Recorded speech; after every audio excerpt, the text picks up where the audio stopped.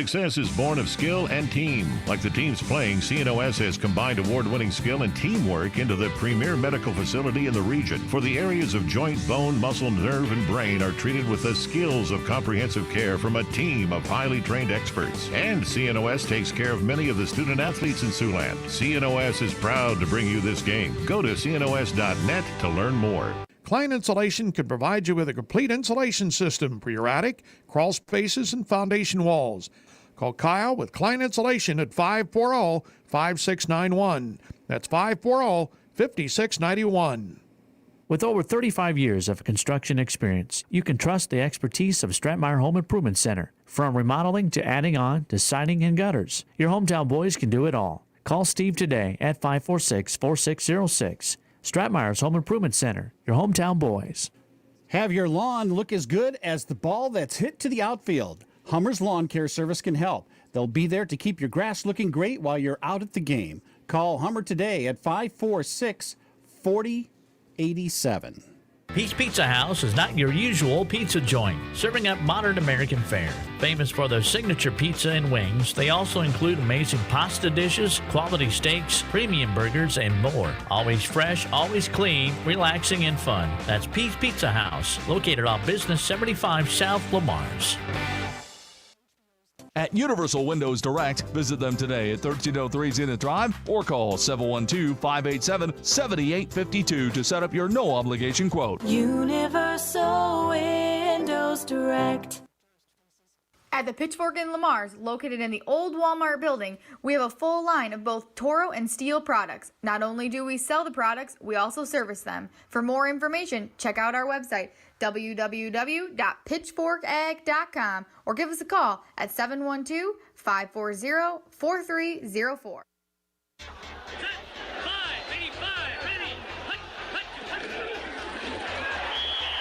It's now time for high school football on 1410 AM, 96.9 FM, KLEM. Iverson drops back to throw, blitz coming, breaks away from one tackler, rolls out to his right, keeps it to the pylon, he gets in, it's a Bulldog touchdown. High school football. Oh boy, Schenkelberg gets lit up out there by David Lusing. With all the action, here's KLEM Sports Director Daniel Versteeg. And we welcome you live to Devalois Stadium at Corver Field, the site of non-district plays finale in Class 4A and Class 3A in the 2021 high school football season as Lamar's comes to Orange City to take on MOC-Floyd Valley. Good evening, everyone. Daniel Versteeg with you, Sports Director at KLEM Radio, 1410 AM, 96.9 FM, KLEM. Also online, KLEM1410.com. You can also find the audio-only YouTube stream on the KLEM Radio YouTube channel. Again, it's the finale of non-district play. MOC-Floyd Valley comes into this one with an impressive 2-1 record, considering the last couple of years for the Dutch have seen them go winless. And with only one win in 2019, this is a squad that is trying to build back under Coach Grant Hegstead. And the Dutch have been able to turn it around. A couple of solid wins to start the year. For the Mars, non-district schedule has been very difficult to this point, and it does not get any easier tonight against MOC-Floyd Valley. The Bulldogs coming off a Week 1 road loss to the 5th-ranked Sergeant Bluff Luton Warriors, a very good Warrior squad that only got their first loss of the year to the number 1 team in the state last week. A home win against Bishop Heelan, the first win under Coach Ken Vigdahl for Lamar's, and then last week's game against a very good Sioux City East High squad. Now, the Bulldogs were able to build up some positives off of last week's contest. They were able to run their offense for a total of 350 yards and a pretty balanced offensive attack at that, with their ability to run and throw the ball. They are starting to get into that rhythm offensively that Coach Vigdahl has talked about. This is a Bulldog squad that had one win last year, has one win now, and is on pace for much more here the rest of the way, and he's got that squad turned around. Of course, it's going to be a process. Any new coach will tell you you're not gonna go undefeated in year one. That is very lofty expectations But Coach Vigdahl's got this squad on the right track. He's got them going. They were able to score on their first play from scrimmage last week against Sioux City East, and that gave them the momentum for about a quarter and a half to stay with a very good 5A East High squad. But the rest of the way, it was East High showing why they are a perennial playoff team for years in Class 4A, and it could see the same in the newly minted Class 5A. So Lamar's coming off of that loss. MOC-Floyd Valley's coming off of a win in non-district play to Storm Lake. This is a Tornado squad that will be in the same district as Lamar's and will be Lamar's homecoming opponent next week as well. Unfortunately, we will not cover that game, but it should be a good one for Lamar's and Storm Lake.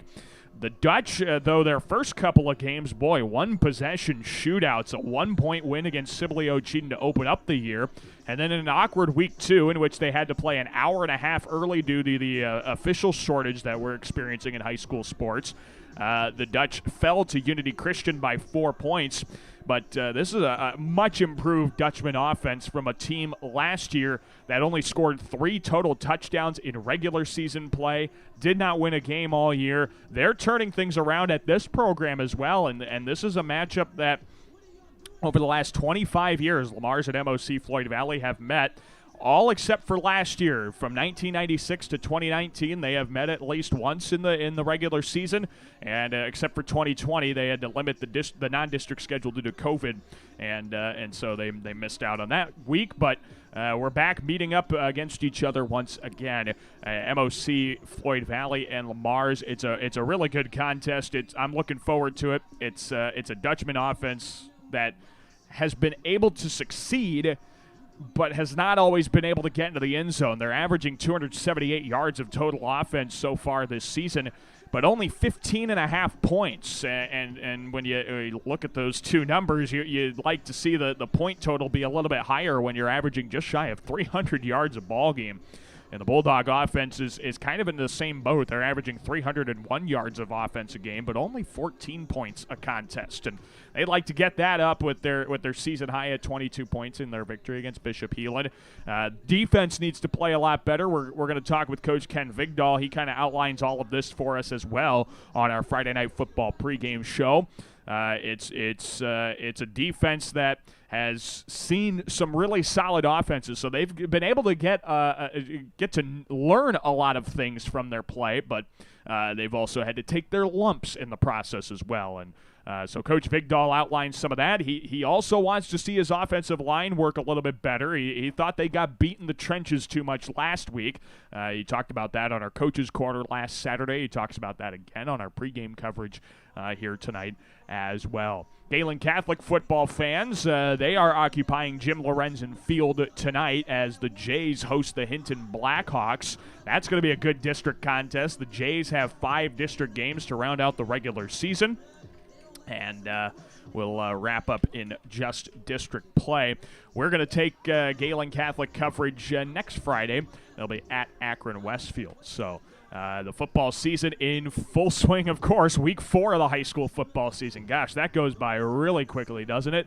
We're already halfway through the season for Galen Catholic after tonight. Almost halfway through the season for Lamar's after tonight as well. Again, the district schedule starts next week in classes 3A and 4A. Subsequently, the 2 classes that are playing each other here tonight. MOC-Floyd Valley and that stacked Class 3A District 1 with the likes of Carroll, Sioux Center, and then 2 top 10 teams. You got Sergeant Bluff Luton as the 8th ranked team in Class 3A. Boyden Hull Rock Valley is the number 2 ranked team in Class 3A. That is a killer of a district in Class 3A District 1, and a schedule that the Dutch is going to have to try and tread through lightly. It's going to be really difficult to get through that district play. The winners of each district will move on to the playoffs, and then you go by RPI the rest of the way, which we'll start getting some RPI totals, I think, coming up after next week. Lamar's, of course, their district play starts at home next week against Storm Lake, and then you get Webster City, Denison, Schleswig, Spencer, and Fort Dodge. Some killers there in Class 4A District 1 as well, but some games that could be winnable for the Bulldogs as well. But it starts here tonight. They got to end non-district play on the right foot at least head into district play with a 500 record. That makes you look good in the RPI, could make you look good in the district standings as well once those get going in about a week or so. Let's get a break in. When we come back, we'll have our chat with Coach Ken Vigdahl. Got a good discussion with him about last week's loss to Sioux City East and what the Bulldogs are expecting from MOC-Floyd Valley coming up tonight. The 2-1 Dutchmen and the 1-2 Bulldogs wrap up non-district play tonight from Corver Field, DeValois Stadium, home of the Red Raiders, home of the Unity Christian Knights, and home of these MOC-Floyd Valley Dutchmen. Coach Ken Vigdahl is coming up after this 2-minute break. You're listening to Lamar's Bulldog Football here on 1410 AM, 96.9 FM, KLEM Lamar's. Top-notch automotive owners Jerry and Jason Mura can help with all your auto repair needs, from AC repair to transmission rebuilds, engine replacement, steering, suspension diagnostics, and more. Call 712-546-7430 or stop by Top-Notch Automotive, 1600 18th Street Southwest, Lamar's. Hi, this is Misty Zek. This is Brock Nohava. This is Dave Close. Hi, this is Austin Sitzman. Hi, this is Jody with Exit Realty Midwest. We are excited to support our area football teams. Exit Realty Midwest Lamar's. Online at exitrealtymidwest.com. Make sure your life runs smoothly with an upgraded internet package from Premier Communications, connecting you with the internet speed and television access package that best fits your wants and needs. Premier Communications is happy to support our area coaches, athletes, and the parents who support them. Have a great season. Campbell's Lawn and Landscape is a proud supporter of local athletics. Hard work and determination is what leads to success, and just like the team, Campbell's Lawn and Landscapes believes the same with their business. Give them a call today at 540-5434. Colbeck Incorporated is proud to support local high school athletics. They encourage you to play hard and play smart and always show good sportsmanship. Best of luck from your friends, Brian, Kevin, and Wayne Colbeck. Perspective Insurance. Better together. Whatever your insurance needs, call Perspective Insurance in Lamar's today at 546-7821 and make sure you are properly covered. Perspective Insurance in Lamar's, a new way to view insurance. Peace Pizza House is your destination before and after the game. Whether you need to feed the whole family or just looking to get out before the game, make sure to stop at Peace Pizza House. You'll find many appetizers, burgers, salads, pasta, and of course, Peace Pizza House outstanding pizza selections. Your entire family is sure to find something they're looking for. Peace Pizza House would like to wish our local teams the best of luck this season. This is Tyler Iverson, quarterback on the Lamar's football team. You're listening to Bulldog Football on 1410 AM, 96.9 FM, KLEM. Welcome back to our Friday Night Football pregame show here on 1410 AM, 96.9 FM, KLEM. Daniel Versteg, we're chatting pregame with the head coach of Lamar's Community Football. It's Coach Ken Vigdahl, his squad 1-2, coming off a 42-13 loss to Sioux City East High last week at Jim Lorenzen Field, now on the road at MOC-Floyd Valley tonight. And Coach, as you look back on this last week of practice in preparation for this week, what have been some of the main things that your squad has been working on to try and get better this week? You know, the main thing we talked about with the kids is we have a standard, and our standards are high, and we want our kids to perform. And, you know, I think every high school kid and everybody has their own standard, but, you know, for anybody who has somebody, you know, that has invested interest in them, like we have invested interest in our kids, is we know that standard can be higher. We know that you're going to push yourself, but when you have a coach or you have a friend or you have, you know, somebody that you respect pushing you to say, hey, you're this good, but do you know how good you could really be? And that's really what we talked, and that was really our message this week to the kids is, you know, you guys are here, which is great, but we want to get to a higher standard than that, and we want to be able to push you guys and be able to do the things and for you guys to be, you know, successful and do, you know, whatever it is at a high level. Talking about getting to a higher level, you told me on the Coach's Corner on Saturday you really wanted to see that specifically with your offensive line. You kind of outlined maybe getting beat in the trenches every now and then. What kind of things did you work on with your offensive line this week, and what did you see out of them as a response to that? You know, we do a couple of drills. Our first drill we do every Tuesday and Wednesday is a one-on-one drill, and it's pretty simple. It's one-on-one against each other. It's up front. It's, you know, offensive line and, you know, defensive line. It's about moving people. And so, you know, we love to do that, and our kids find that, you know, we always kind of cheer for both of them, but it's kind of like our kids get fired up to do that because you know what? It's a true. You can see who's the true winner there because it's at the end. If the offensive line gets the push or if the defensive line gets the push, it's immediate reaction there. So, and with MOC's defense, the way they slant and the way they move and they have to bring pressure and things like that, we really worked on, gaps and steps. I know that sounds familiar, but it's like when you have somebody blitzing into a gap, you got to be able to step into that gap and do your footwork and pick up somebody that isn't there at the beginning of the play. So those were the things we really worked on. Just being physical up front is what we want to be. Chatting with Coach Ken Vigdahl, head coach of Lamar's football, now taking on MOC-Floyd Valley, the Dutch 2-1 this year. When you look at MOC-Floyd Valley, Coach, I want to take a look at their offense a little bit. This is a more dynamic offense than we've seen from MOC-Floyd Valley over the last couple of years. What kind of things stand out to you guys? I think the big thing is, they got a pretty athletic quarterback, and so, they're going to give the ball. And so about the time your defensive end bites down on the give, guess what he's going to do? He's going to pull it, go around the corner. They have some edge players that are pretty fast and run great routes, so they're willing to throw it. They don't go vertical a lot, but when he throws it to the out route, it's right on a dime and it's right where it needs to be. So I think with him it allows him to be able to move around. If the protection breaks down, he's able to escape and get out, and gain 4, 5, 6 yards, unlike maybe in the past where he would take a sack. So, the one thing about him is he's a pretty dynamic player, and, their up front guys are pretty physical. They lead back, so it's not like they run a lot of counters. So it's one of those things, everybody needs to take care of their gap, do their responsibility, and if everybody does that, we should be okay. They may not run that counter like you talked about, but what you said earlier is, they give it to their guy in the backfield and then they misdirect you and go with the quarterback. What is the key on defense then to not getting deceived by any misdirection and making sure you guys are able to make the play back there?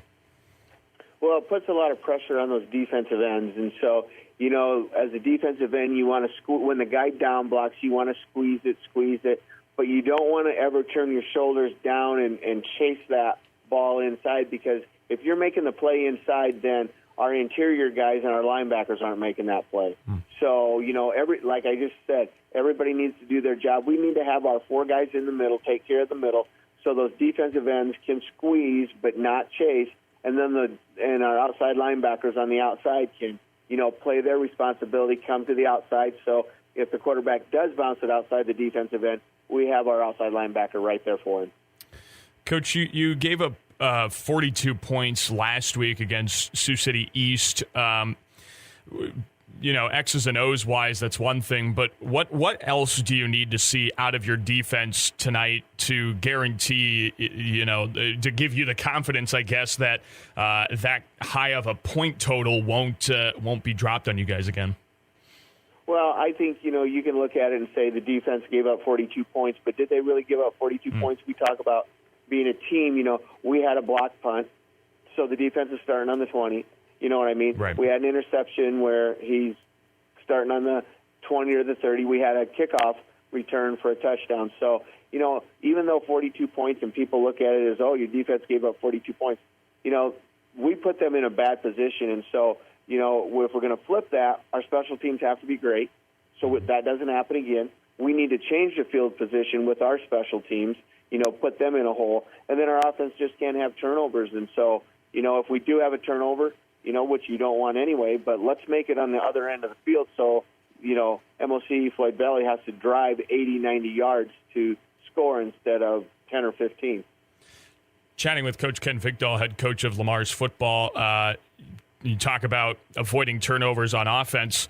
Leads into MOC-Floyd Valley's defense. What kind of things stand out about the Dutch on defense? They're going to bring pressure. I mean, when you run a 3-front like that, you have to bring pressure. And the thing about it is our offensive line has to have their eyes up so they see where the pressure's coming from. They're going to take, when that 3-front, when you have a 5-tech, the thing about that is he's going to play you to the outside of our tackles, or he's going to play you and slant down all the way. And they'll slant down from a 5-tech all the way down into the A gap there. So, they love a lot of movement. Their offense or their defensive line, it's going to slant all one way, or they'll have two guys pinch and another guy, fit his gap. And then, they don't blitz their middle linebackers a ton. But, if somebody's slanting down hard as a 5-tech, then you've got to be able to bring that outside backer, and that's what they do. They like to slant their defensive ends, and then that outside backer's coming off the edge. And so, the thing we talked about is we kind of want to do the same thing. Is we want to run the ball inside, but then have our quarterback be able to pull it and go around the edge if their defensive end, knifes down hard onto that on our inside zone. So, we want to be able to hit the edges with our outside receivers. They play a cover 2. It's a loose cover 2, and so, their safeties are pretty far back. So if we can get the ball to the edges, that makes them come up and then, take our shots deep if we have to. When it comes to making plays in the open field, sometimes that can be a struggle for defenses, as you're kind of talking about with the shorter routes, giving them room to run. What's kind of the key to making big gains on some of those short routes when they're not letting you get the deep ball over the top?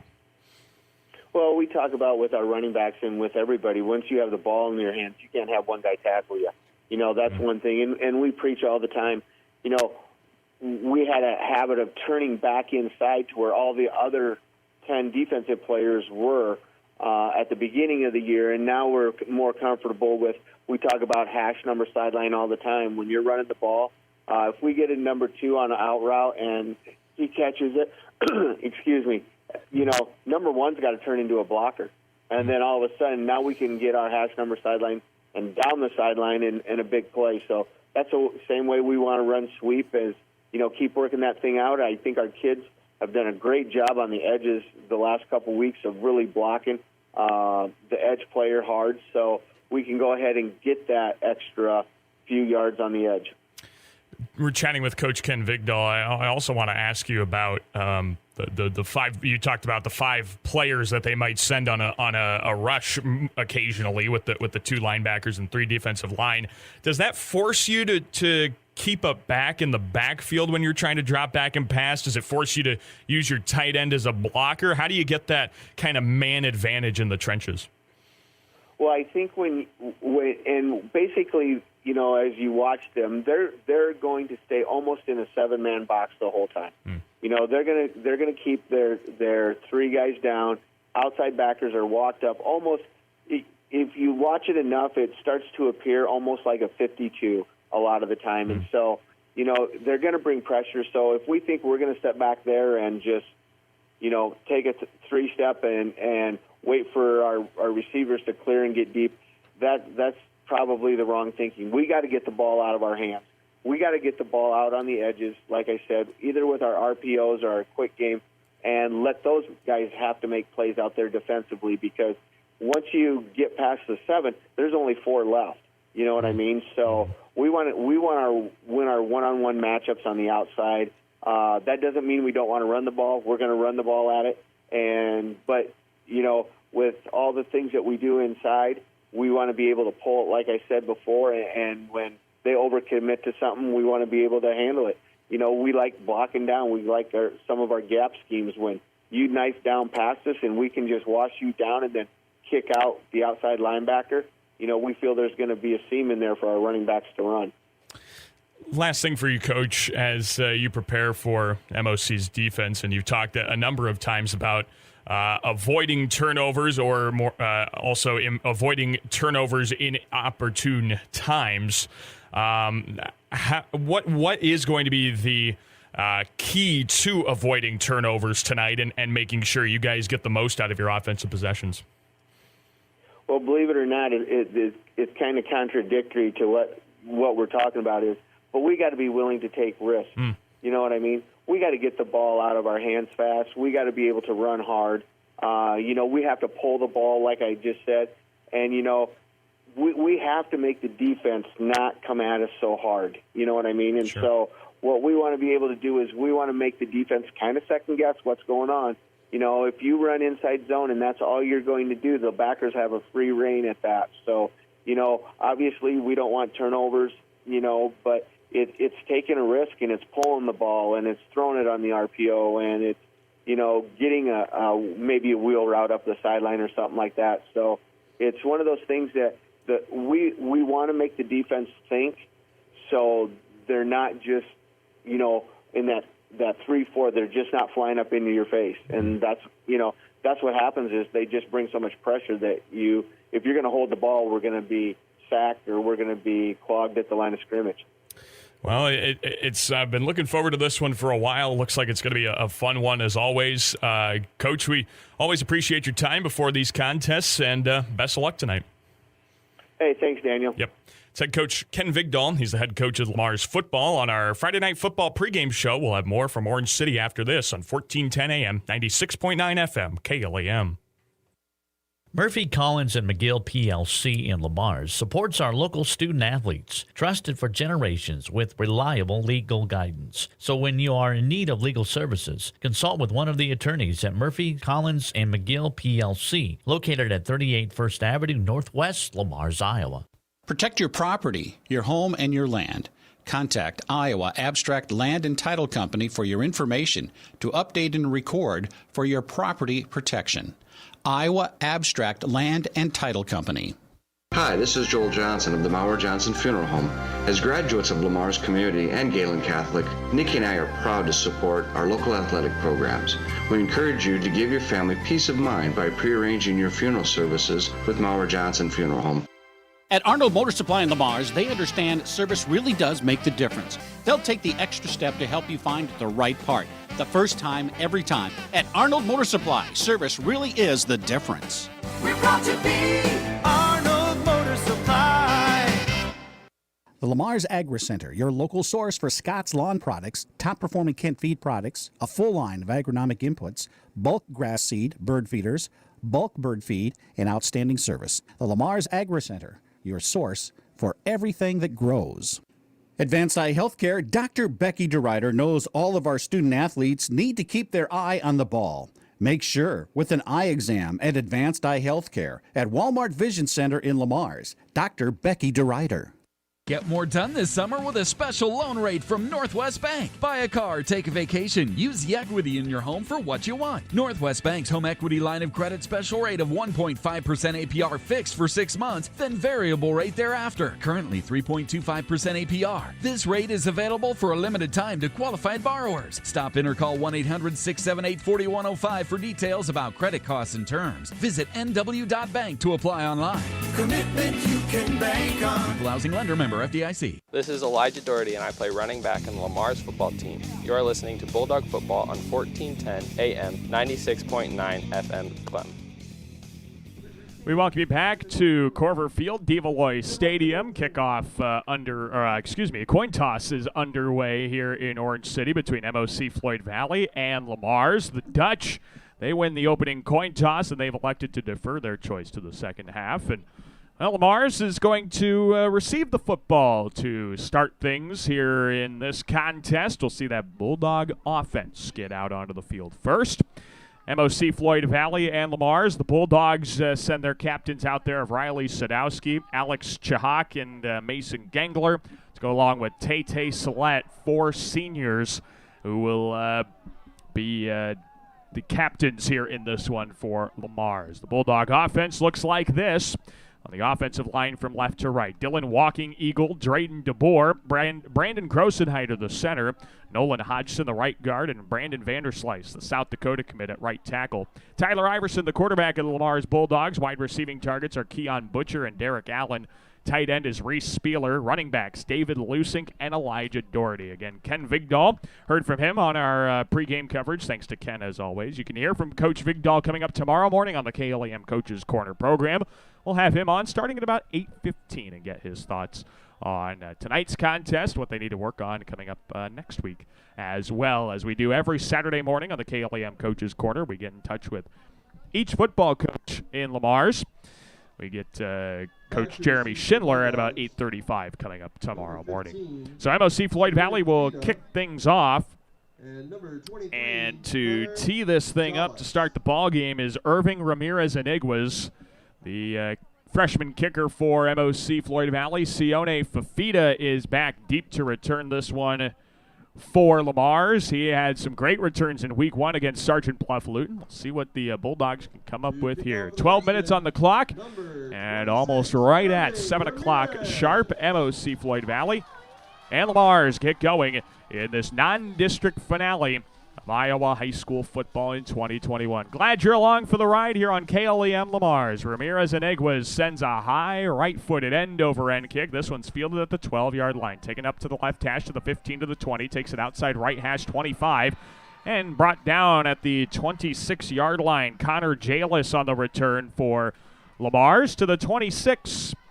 Bulldogs have first down and 10 to open up tonight's contest with 11:55 on the first quarter clock. Bulldogs have it first and 10 at their own 26-yard line. And that Bulldog offense comes out there. MOC-Floyd Valley's defense across the line on the ends. Josiah Bunt, Colin Frieders. Nose tackle is Donnie Scheidemann. Outside linebackers Nathan Recker and Aiden Klein, Sterling Hawk and Kyle Deal, the middle linebackers. As Lamar's lines up in the gun, this snap goes over the head of Tyler Iverson. He has to run back there inside the 10, pick it up, and he is dead meat inside the 5-yard line. After picking up the fumble, he's brought down at the 5. On the snap that went over his head, a loss of 21 yards. As Gavin Huss comes up with the stop for MOC-Floyd Valley, loss of 21.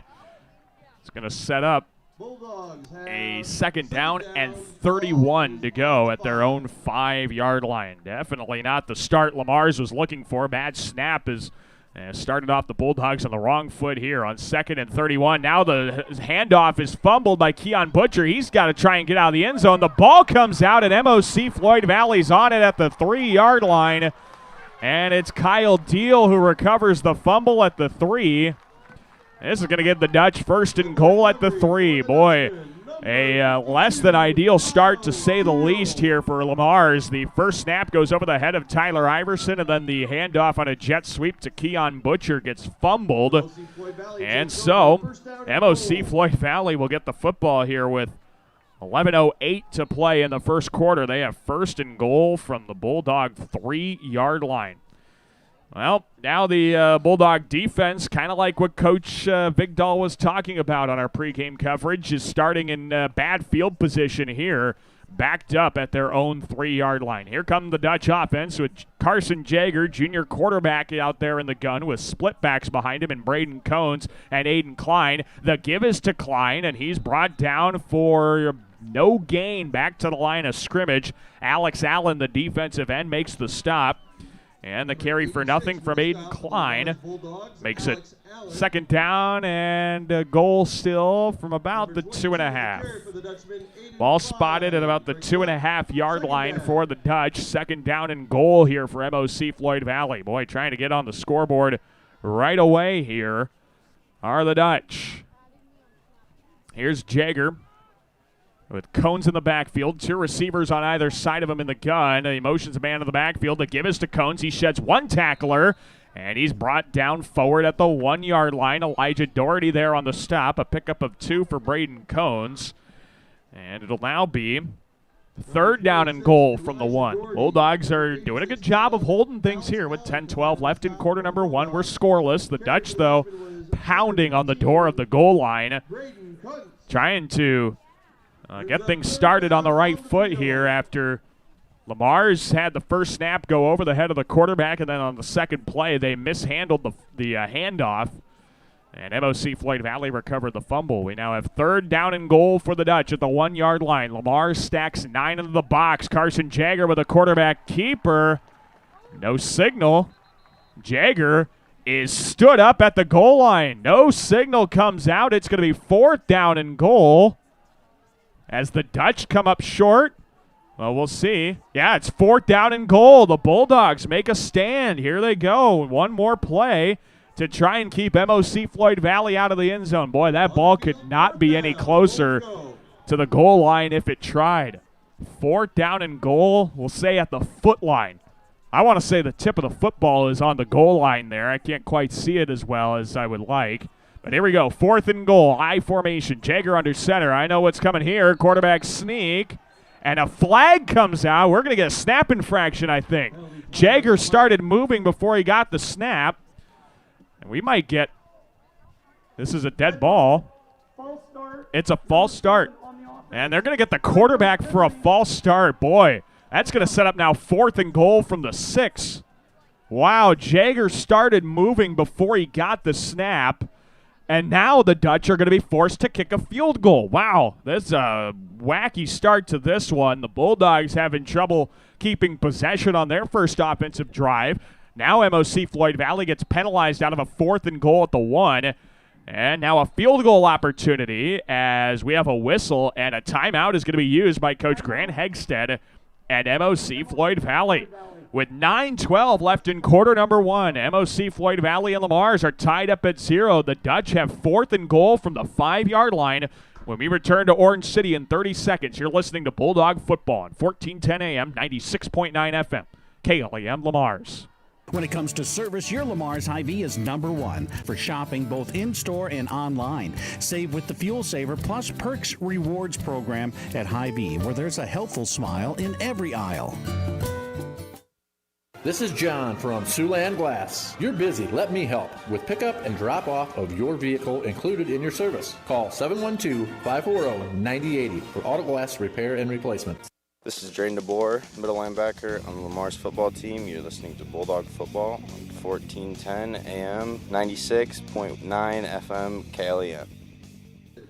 We welcome you back to Corver Field, Devalloy Stadium. Boy, a wacky start to this one. Lamar's on their first 2 plays ended up with a bad handoff that ended up being fumbled and recovered by MOC-Floyd Valley. Now the Dutch have a 4th down and goal at the 5 after having 4th down and goal at about the 1.5 at the half-yard line and getting penalized out of there. They're now setting up to go for it on 4th and goal at the 5. Jaeger with 4 receivers, motions a man in the backfield, looks to throw, pump fakes, and he gets wrapped up and sacked. Tay Salette brings him down for a big loss, and the Bulldogs keep the Dutch out of the end zone. Lamar's will start 1st and 10 at their own 16. I can't believe it. The Dutch had 1st and goal from the Bulldog 3, and they come out with 0 points. That is a fantastic stand by the Bulldog defense, and Tay Salette comes up with the big sack, and now can hopefully get a better start to this game as Iverson goes under center with 9:01 left in the first quarter. The give to Doherty. It bounces off tackle right side and picks up 4 hard-earned yards on the right numbers to the 20-yard line. Elijah Doherty on the carry makes it 2nd down and 6 for Lamar's. Going to spot the ball at their own 20-yard line. Unfortunately, the Bulldogs are still dealing with the ball in their own half of the field for the entirety of this first quarter so far, with 8:30 to play in quarter number 1. 2nd down and 6. Iverson motions Butcher into the backfield. This time the handoff is good on a jet sweep around the left side, but Butcher is unable to pick up a whole lot. Kyle Deal and Sterling Hawk, the middle linebackers, bring down Butcher. A pickup of a yard to the 21-yard line. And that will set up a 3rd down and about 5 yards to go for Lamar's offense. Bulldog offense trying to convert better on 3rd downs here with 8 minutes to play in the first quarter. This is Iverson, gives it to Doherty, tries to dance around the blockers. He gets tackled forward to the 26-yard line, really close to the marker. Our far lines judge has a favorable spot, I think. And it's going to come up just short. It's going to be 4th down and inches here for Lamar's. Ball is at the 25.5-yard line. Bulldogs trying to catch the Dutch napping here as Iverson gives it to Doherty. He's got the 1st down across the 27 down to the 28-yard line. And it will be 1st down and 10 on the 3-yard carry by Elijah Doherty. Nice job by the Bulldog offense. Getting that first down of the ball game after that awkward start to this contest with a bad snap and a bad handoff. 7:10 to play in quarter number one. Bulldogs and Dutch are tied at goose eggs here. Now a fresh set of downs for Lamar's at their own 28-yard line. This is Iverson. Motions Lusink out of the backfield to put three receivers on the right side. A screen pass goes out there. Good blockers from the wide receivers to the right numbers at the 30 and brought down at the 32-yard line. Pass complete to Lusink for a gain of about 4. That's going to set up second down and 6. That's another thing that Coach Vigdahl has talked about. He wants to see his wide receivers block a lot better on the edge. And Keon Butcher had a good seal block toward the sideline to try and give David Lusink some running room up the numbers. The Dutch just kind of overloaded that side of the field. Second down and about 6 to go here. As a flag is called, the play's going to keep going. David Lusink goes around the left numbers to the 40, and he's brought down forward across the 45 to about the 46-yard line. Gain of 14, but we're going to have to hold things. I think this might go on the offense against Lamar's as the white hat in the backfield threw the flag. And so we'll see. He has to get up on the microphone. We do have a player down on the far side of the field as well for Lamar's, and I believe it's, well, I don't want to make any assumptions here. An illegal shift is called on the Bulldogs. So that's a 5-yard penalty. And it's going to be second down and 11. We have an injury timeout. An injured Bulldog down on the field. After the play, I can't see a number, so we're not going to assume who it is down on the field.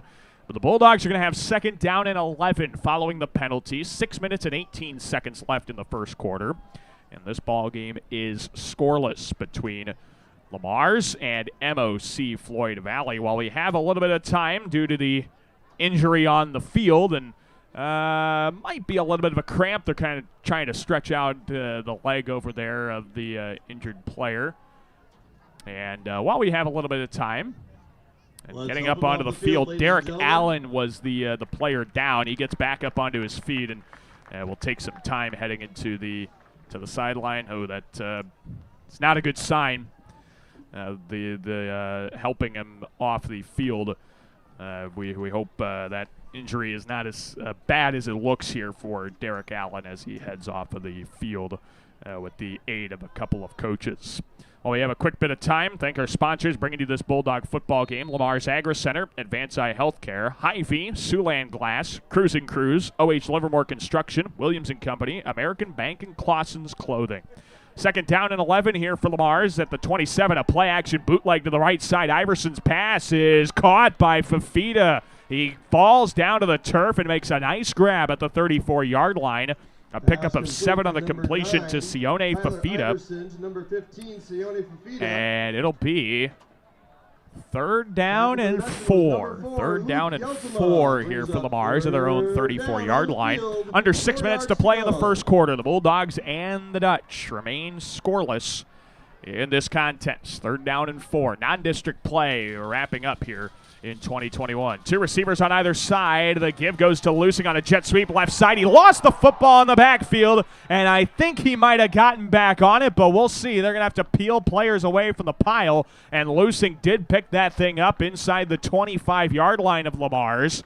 Almost another dangerous turnover for the Bulldog offense, and the punting unit comes out with Mason Gengler as the fumble backed him up to the 22-yard line. So 14 to play in the first quarter. Bulldogs and Dutch tied up at 0. Mason Gengler on to punt, and we do want to send condolences to the Gengler family. Mason Gengler's grandmother Patsy passing away earlier this week, and I know the funeral was today. And sales associate Nick Gengler works for Powell Broadcasting, the owner of the KLEM radio station, and so our condolences go to the Gengler family as well as they KLEM. had the funeral of their grandmother Patsy here earlier today as well. We do have a penalty before this punt by Mason Gengler. It goes on Lamar's, and this is going to back him up another 5 yards. So the penalty game is not going in favor of Lamar so far in this one. They're back up to their own 17-yard line. 4th down and 20. Mason Gengler trying to get a good boot into this one. Gets a spiraling kick. MOC-Floyd Valley will pick it up at the 40, take it outside the left numbers 35. And running out of bounds with it is Carter Albers. And we have a flag thrown after the play. MOC-Floyd Valley did not want that ball picked up, but Albers did a good job of, picking it up and doing something with it, but the Dutch did not want to risk muffing that punt. And a penalty marker is down. This has not been the cleanest start to this ball game by any means. I believe this penalty marker is going to come after the play, which will then tack on to the end of the punt. Let's see what our call is from our white hat. During the return, personal foul, blindside block. And we got a blindside block on the Dutch. 15-yard penalty from the dead ball spot. It's going to be first down. So the Dutch are going to lose 15 yards here following that blindside block. That's a part of the game they're trying to get out of football, and rightfully so. You don't want to have any instance where a defenseless player is getting clocked like that. So following the penalty, the Dutch are going to start 1st and 10, still in Lamar's territory at the Bulldog 49-yard line. This ball has not gone over midfield into Dutch territory yet. It's 1st down and 10 here for the MOC-Floyd Valley offense. Jagger takes the snap. He pitches it to the right for Klein, has a hole up the right seam, and gets brought down by Riley Sadowski at the 47-yard line. A pickup of 2 for Aiden Klein. And that's going to set up 2nd down and 8 for MOC-Floyd Valley at the Bulldog 47-yard line. 4:25 left to play in quarter number 1. Bulldogs and Dutch are tied up at nothing apiece in this contest. A finale of non-district play. Bulldogs are trying to get back to 500. MOC-Floyd Valley hoping to start the year 3-1 and roll some momentum into district play. 2nd down and 8. Jager in the gun, 4 receivers. 3-step drop out of it. Looks to throw deep over the left seam. That ball is batted up in the air and incomplete. David Lusink, he got a hand on that one, and he falls to the turf. He knew he should have had that thing. And he might have tweaked himself as well. No, he's going to be all right. Sione Fafita was, for a moment there, motioning toward the sideline, but I think Lusink just fell over in disappointment that he did not pick that thing off. Cale Ahrens was the intended target, the junior backup quarterback, also listed as a backup fullback. It's now 3rd down and 8. Following the incompletion, Jagger takes the chest-high snap, pass out to the right side. There's the out route, and that one's caught and taking it outside the right numbers to the 40 for 1st down yardage to the 36. Jackson Voss with the 11-yard completion off of that out route, and that is enough for an MOC-Floyd Valley 1st down. So Jackson Voss picks up 11 good yards for the Dutch, and that's that out route that Coach Vigdahl was worried about for his defense, trying to contain that on the sidelines. And MOC-Floyd Valley uses it to pick up a 1st down. 3:38 and counting left in quarter number 1. We remain scoreless, MOC-Floyd Valley and Lamar's. 1st down and 10 of the 36. A short pass to the left side. That one's complete across the 35 to the 30 for Cale Ahrens. There's a flag on the play as well as the completion picks up 6 to the 30-yard line. We'll see what this penalty marker is before we mark off onto the next play. It has been a penalty fest to start things. We have, let's see, we've had, I think, 4 different penalties, and I believe we're going to get an ineligible man downfield, not a call you get very often. And our lines judge here on the near side is explaining the call here to Coach Grant Hegstead. And our white hat want to make sure he's got the right number on the penalty. Receiver downfield on the offense. 5-yard penalty. And, he doesn't announce a number, so unfortunately we don't know who it is. But it is a 5-yard penalty against MOC-Floyd Valley. This is going to go from the line of scrimmage, original line of scrimmage.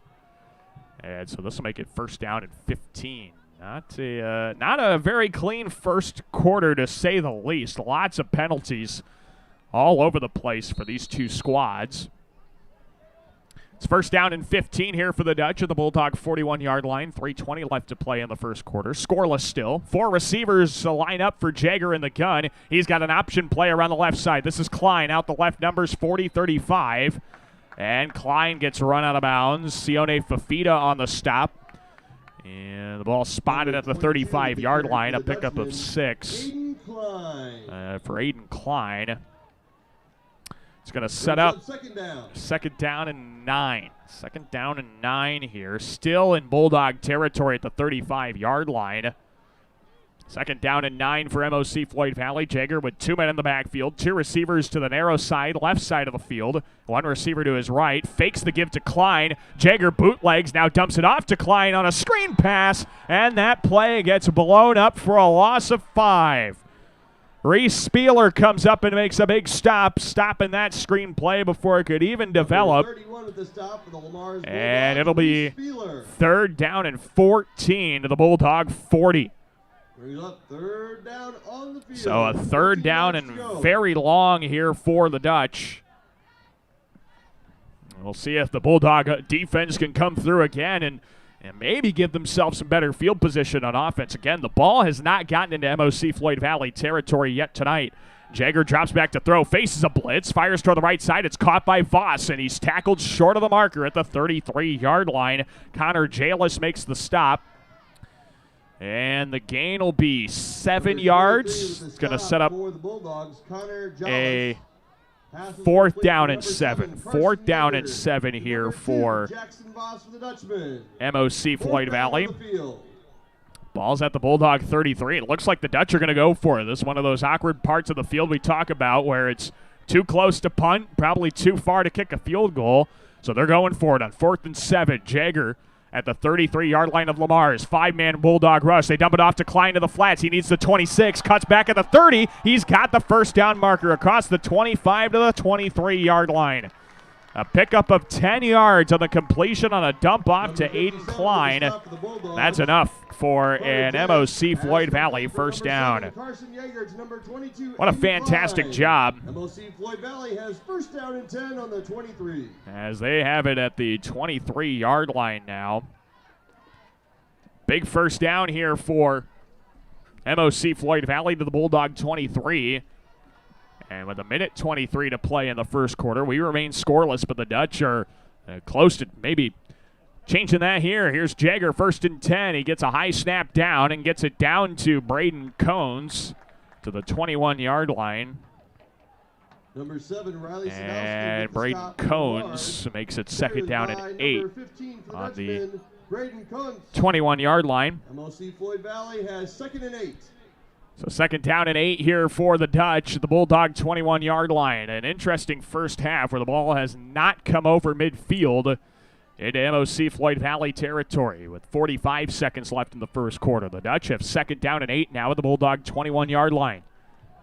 A long drive here for MOC-Floyd Valley that has taken almost all of the final 5 minutes of the first quarter clock. Handoff up the middle, Cones, and he's spun around and brought down. Riley Sadowski stops the Dutchman runner for no gain. It'll be third down and 8. Again, number 7, Riley Sadowski for the Dutch with 20 seconds to play in the first.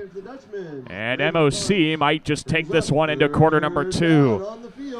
So the ball stays on one half of the field for the entire first quarter, but we remain scoreless. 12 minutes of football in the books. Nothing apiece between Lars and MOC-Floyd Valley. Let's get a break in. When we come back, second quarter of action, and the Dutch will have third down and 8 near the red zone when we return to Corver Field at Devalloy Stadium.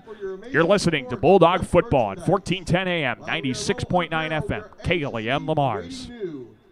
Certified public accountants Cruz & Cruz extend their support to all the athletes and remind everyone, in the spirit of sports, participation is more important than winning. Cruz & Cruz Accounting, proud to be a sponsor of KLEM Sports. Whether you're building, remodeling, or renovating, choose the professional that you've come to trust. O.H. Livermore Construction. From commercial to residential remodeling to a complete renovation, contact O.H. Livermore Construction for a free estimate today. 540-6247. O.H. Livermore Construction, Lamar's. A home is a safe place to be, a roof over your head, and 4 walls to keep out the heat and cold. It's a child's laughter, a mother's song, and a father's strength. It's where we go for comfort and to share joy. It's your first school and your first church. It's where memories are shared. Hi, this is Julie Hurt, your Century 21 ProLink real estate agent. Whatever a home means to you, I am here to help you find the home you are looking for. Call 540-7757 and let me, Julie Hurt, help you make a house your new home. This is Brandon Vanderslice, O-lineman on the Lamar's football team. You're listening to Bulldog Football on 1410 AM, 96.9 FM KLEM. We welcome you back to Corver Field, DeValois Stadium. Not much to report from quarter number 1 as we remain scoreless into quarter number 2. The Dutch have the football. Jager fakes the handoff on 3rd down and 8. Bootlegs to the right side, looking to throw down the sideline, and he throws it wide of his intended target. Braden Cones, it incomplete. And that's going to make it 4th down and 8 here for the Dutch. Ball at the Lamar's 21-yard line. And, well, now the question is, what does MOC want to do here? Do they have the leg to try and kick a field goal? I don't know about that. Their kicker remains on the sideline in Ramirez and Egues.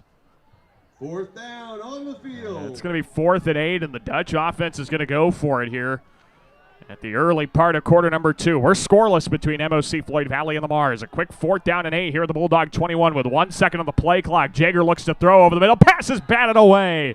Connor Jalis gets in there. Spieler was on the coverage, and it all equals a turnover on downs for MOC-Floyd Valley. 1st down and 10 for the Bulldogs at their own 21-yard line. Now let's get this ball into MOC territory. How about that? We still have not had the ball in MOC-Floyd Valley territory yet tonight. Boy, I don't know. We got to get it down there at some point. This game is scoreless here at the start of quarter number 2. Fake give for Iverson, and he, on the option, gets spun down for a big loss on the play back to the 16. Tyler Iverson. Gavin Huss was on the stop. And the big stop back there will start Lamar's with 2nd down and 15 at their own 16-yard line. So still not the start the Bulldogs have been looking for. 2 men in the backfield. Iverson going to give it to Butcher on a sweeper on the left side, and he gets met by 3 Dutchmen at the 17-yard line. A pickup of 1 for Keon Butcher. Number 3. It's 3rd down and 14 quickly. Leading the charge for the Gavin Huss on the play. For the Bulldogs.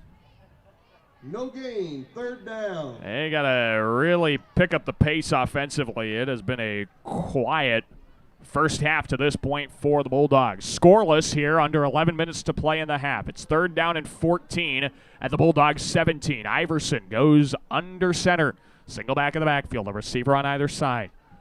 Iverson, he gives it to Sadowski. He's got a hole around the right seam. 20, 25, 30. Got a block for 1st down yardage and is tackled across the 40 to the 42-yard line.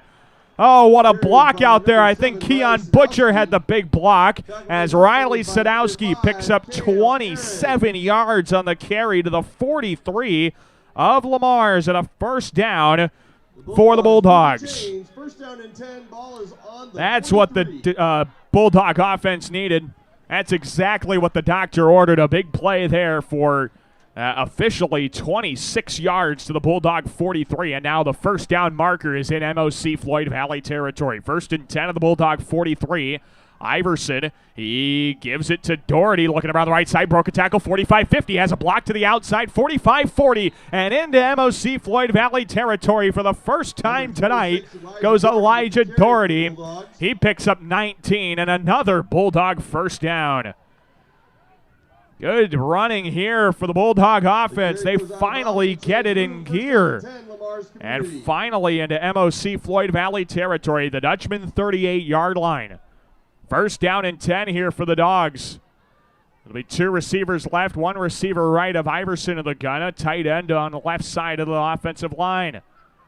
The Dutch rush 5. This is to Doherty, has a hole across the 35 to the 30, tackled down to the 25-yard line for a gain of a baker's dozen and another 1st down for Lamar's. They just keep moving those sticks down to the Dutchman 25. That is 3 straight plays with the total yardage of 26, 19, and 13 yards apiece. First down and 10 here at the Dutchman 25. Trying to get the first score of the game on the board. Iverson to the gun. Low snap. He fumbled it. Trying to give it to the running back. Oh, I have no idea who's on this football. They say the Bulldogs get on it. I think we're going to have second down. Oh, my goodness. Giving everybody up in the press box a heart attack on that one. That almost was the second turnover of the game for the Bulldog offense. A low snap kind of got things started. Iverson tried to make the play on it still, but he ended up fumbling it following the bad snap. So it's second down and 11 here. Iverson under center. He gives it to Doherty. Bounces it off. Tackle right side to the numbers toward the 20 where he's tripped up and brought down. A pickup of 6 for Elijah Doherty. It's going to set up a third down and much more manageable 5. Elijah Doherty with the carry. So Elijah Doherty with a good start to this one already offensively. It took him a little while to get going, but now has 6 carries, 49 yards on the ground. The Bulldogs into the red zone of MOC-Floyd Valley. Going to make it third down and 5 of the Dutchman 20. 8:25 left in the first half, and we are scoreless. Trying to change that here. Here's Iverson under center, single back in the backfield. He gives it to Doherty, and Huss meets him in the backfield. Doherty gets tackled forward to the 19, a pickup of 1. It's going to be fourth down and 4 into the red zone of the MOC-Floyd Valley 19, and now a decision for the Bulldogs. This might be close enough to kick a field goal. Combining on the stop for the Dutchman, number 6. I'm not sure here. It's going to be fourth down and 4. The Bulldogs are going to hustle the line of scrimmage. They're going to go for it. Fourth down and 4 at the Dutchman 19. Dutch stack the box. This is a trickery play. Loosing bounces it off right tackle to the 10 to the 5 and run out of bounds at the 3-yard line. Iverson faked the jet sweep to Butcher and gave it to Lusink, who gets tackled inside the 5 of the 3-yard line. 16 yards on the big fourth down conversion, and it'll now be first down and goal for Lamar's at the MOC-Floyd Valley 3. Bulldogs a couple of yards away from getting into the end zone. Iverson under center. He takes the snap. This is to Doherty up the middle, and he's into the end zone for a Bulldog touchdown. What a drive for the Dogs, and it ends in 6 points. And Elijah Doherty's second rushing touchdown of the year from 3 yards out. And Lamar's leads MOC-Floyd Valley 6-0 with 7:39 to play in the half. Oh, a fantastic drive by Lamar's, and now Giovanni Kabongo will come out for the point after kick. A fantastic drive, a 10-play, 79-yard drive ends in a 3-yard rushing touchdown for Doherty, and Giovanni Kabongo's point after kick is through the uprights and good. Our score with 7:39 to play in the first half. Bulldogs 7, Dutchman nothing. We're back with more Bulldog football after this break on 1410 AM, 96.9 FM, KLEM Lamar's. Williams & Company, certified public accountants, congratulates all area athletes in support of excellence, good sportsmanship, and the spirit of teamwork. A proud sports sponsor, Williams & Company CPAs, your full-service business advisor with a local office in Lamar's. At American Bank, we believe in offering you what you want in a bank. Free checking, free debit and ATM cards, extended lobby and drive-up hours, competitive loans and deposit rates, online and mobile banking with bill payment and mobile deposit services. American Bank, achieving success together for over 130 years. Member FDIC and equal housing lender. This is Caleb Eckstein, quarterback on the Lamar's football team. You're listening to Bulldog Football on 1410 AM, 96.9 FM, KLEM. We welcome you back to Corver Field and Devalloy Stadium. Daniel Versteg with you on 1410 AM, 96.9 FM, KLEM Lamar's. Also online audio streaming at KLEM1410.com. You can also catch our audio stream on our YouTube channel, the KLEM Radio YouTube channel. Elijah Doherty caps off a 10-play, 79-yard drive in 4 minutes and 13 seconds with a 3-yard touchdown run. Bulldogs lead 7-0, and now we have an offsides penalty on the kickoff, and the Dutch will have to decide whether they want to. Now, they didn't let the play keep going. I thought they are supposed to let that go unless we got a different penalty than an offsides. But we'll see. Offsides, Number 32 on the kicking team. Yeah, they're going to get 5-yard penalty. offsides on the kicking team. And I always thought, and maybe I'm wrong, I thought they were supposed to let those offsides penalties keep going, especially on a kickoff. Now, normally on defense, if you let an offsides play keep going when the quarterback's health is at risk, when he's a defenseless player back there, you blow the play dead. But if it does not totally affect the outcome of the play, I think you're supposed to let it keep going. But nevertheless, we have a re-kick. And Kabongo will now tee this up from the 35-yard line as the Dutch try and answer the touchdown from Lamar's. A 7-0 Bulldog lead following the 3-yard score by Elijah Doherty. And now Kabongo sends this one on a line, bounces inside the 30. This one rolls down to the 20. Cones picks it up at the 13. He's got to try and run it out. Allen is there, and they bring that runner down inside the 20-yard line. Alex Allen was in there on the stop. Trent Marino gets in there as well. And it all equals. MOC-Floyd Valley starting their drive inside their own red zone at about the 19-yard line. Number 86, Alex So a Allen. great kick coverage, my goodness. And MOC-Floyd Valley now starts this drive on their own end of the field at the 19-yard line. This is the first time all contest that MOC-Floyd Valley has started a drive on their own half of the field. The Dutch offense with Carson Jager in the backfield, 2 men in the backfield as well. Jager 3-step drop out of the gun, steps up, throws it over the middle. That pass is overthrown of Caden Moss and incomplete. There's Connor Jalis on the coverage. And that's going to make it 2nd down and 10. Well, we're seeing MOC-Floyd Valley try to throw a lot more than they are trying to run. 7 running plays, 8 passing plays. 2nd down and 10 here for the Dutch at their own 19-yard line. With 7:26 to play in the first half. 7-0 Bulldogs. Jager, a screen pass to the left side, is trapped. Not caught, incomplete. Trying to dive on top of that thing was Cooper Huss, the junior wide receiver. Incomplete pass on the He play, traps it, does not make the catch. And quickly, it's 3rd down and 10 here for the Dutch. And they've not taken any time off of this clock as well. Bulldogs are going to get a great opportunity to try and run an offensive possession here and try and close the half with a double, a 2-possession lead, I should say. So the Dutchman offense has to try and make something happen here as Jager lines up in the gun. 2 receivers left, 1 receiver right. We've got a whistle, and a timeout is called by MOC-Floyd Valley. That's their 2nd timeout of the half, with the Bulldogs leading 7-0 over MOC-Floyd Valley. 7:23 to play in the first half. We'll take a timeout with Coach Grant Hegstead at MOC-Floyd Valley. We're back with more Bulldog football after this break. You're listening to Bulldog Football on 1410 AM, 96.9 FM, KLEM Lamar's. It's the corner for fashion. Clausen's on the corner downtown Lamar's. For men's, young men's, and ladies' clothing, a shoe department, and formal wear too. In-store alterations, gift cards, and personal service.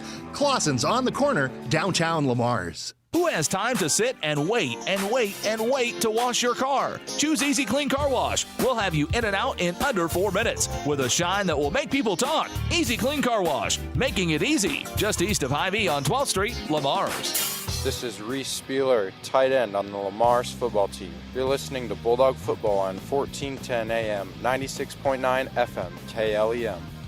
Coming out to the timeout, it is 3rd down and 10 for MOC-Floyd Valley at their own 19-yard line. Jager drops back to throw out of the gun. He dumps it off into the flats. This one's caught up the right sideline by Cale Ahrens. Flag back at the 15-yard line as Ahrens is run out of bounds at the 29-yard line by David Lusing. This might go on the Dutch and might negate that 1st down gaining play, and it will.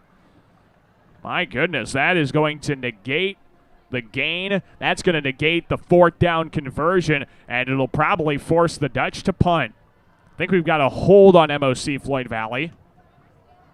And yes, we do. Holding is called on the Dutch. And so this is going to be half the distance to the goal penalty because it occurred inside the 20-yard line. This is going to back MOC-Floyd Valley up all the way to their own 7-yard line following the holding penalty. So, they spotted at the 9. All right, so at the 9-yard line, MOC-Floyd Valley is forced to punt it away now, as they would have to be trying to convert. Oh, excuse me, it's third down. Beg your pardon, it's third down. Third down and 20. I had the wrong down. Here we go. Third down and 20. As Jagger lines up in the gun, 4 receivers. Jagger drops back to throw, faces some pressure, fires over the middle. That pass is batted away. Flag comes out late. They're going to get Sione Fafita for pass interference as he was trying to come over the top of the wide receiver, Carter Albers. And this is going to potentially, I think this should give the Dutch an automatic first down, but I've been wrong on some of those before. See what our call is before we get anything here. Pass interference on the defense. It is. Number 15. Pass interference called. Third down. It's going to remain third down, so it's not an automatic first down. 15-yard penalty, though, will push the Dutch back up to their own 24 and make it a much more manageable 3rd down and 5. 3rd down and 5 here for MOC-Floyd Valley following the 15-yard pass interference penalty on the Bulldogs. And now, MOC-Floyd Valley's propositions of continuing the drive are looking a lot better. 3rd down and 5 here for Jagger. 2 receivers on either side of Jagger in the gun. Coons in the backfield. Chest high snap, 3-step drop. They tried to float it out to Coons in the backfield on a screen pass, and Jagger overthrows him and incomplete. That incompletion will set up a 4th down and 5 for the Dutch. And this time they might be forced to punt it. Bulldogs are going to send out their kick return game. And Bo Wadley and David Lusing are going back to return this one. Luke Yeltima lined up to boot this thing into the night sky here in Orange City. With 7:02 to play in the first half. 7-0 Bulldogs. We've got a whistle. Timeout from Lamar's. Timeout for the Bulldogs. They wanted to get things lined up before this punt. 4th down and 5. 7 minutes to play in the half. It's 7-0 Bulldogs. We'll take a timeout with Coach Ken Vigdahl. Back in 30 seconds to Orange City. Listening to Bulldog Football on 1410 AM, 96.9 FM, KLEM. Floyd Valley Therapies.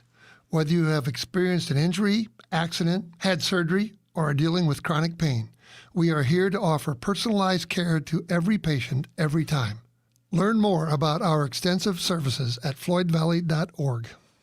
Young and old alike enjoy the competition of high school sports. Some participate, some watch, and some remember how it was. It's only a game, but it offers great life lessons and memories that last a lifetime.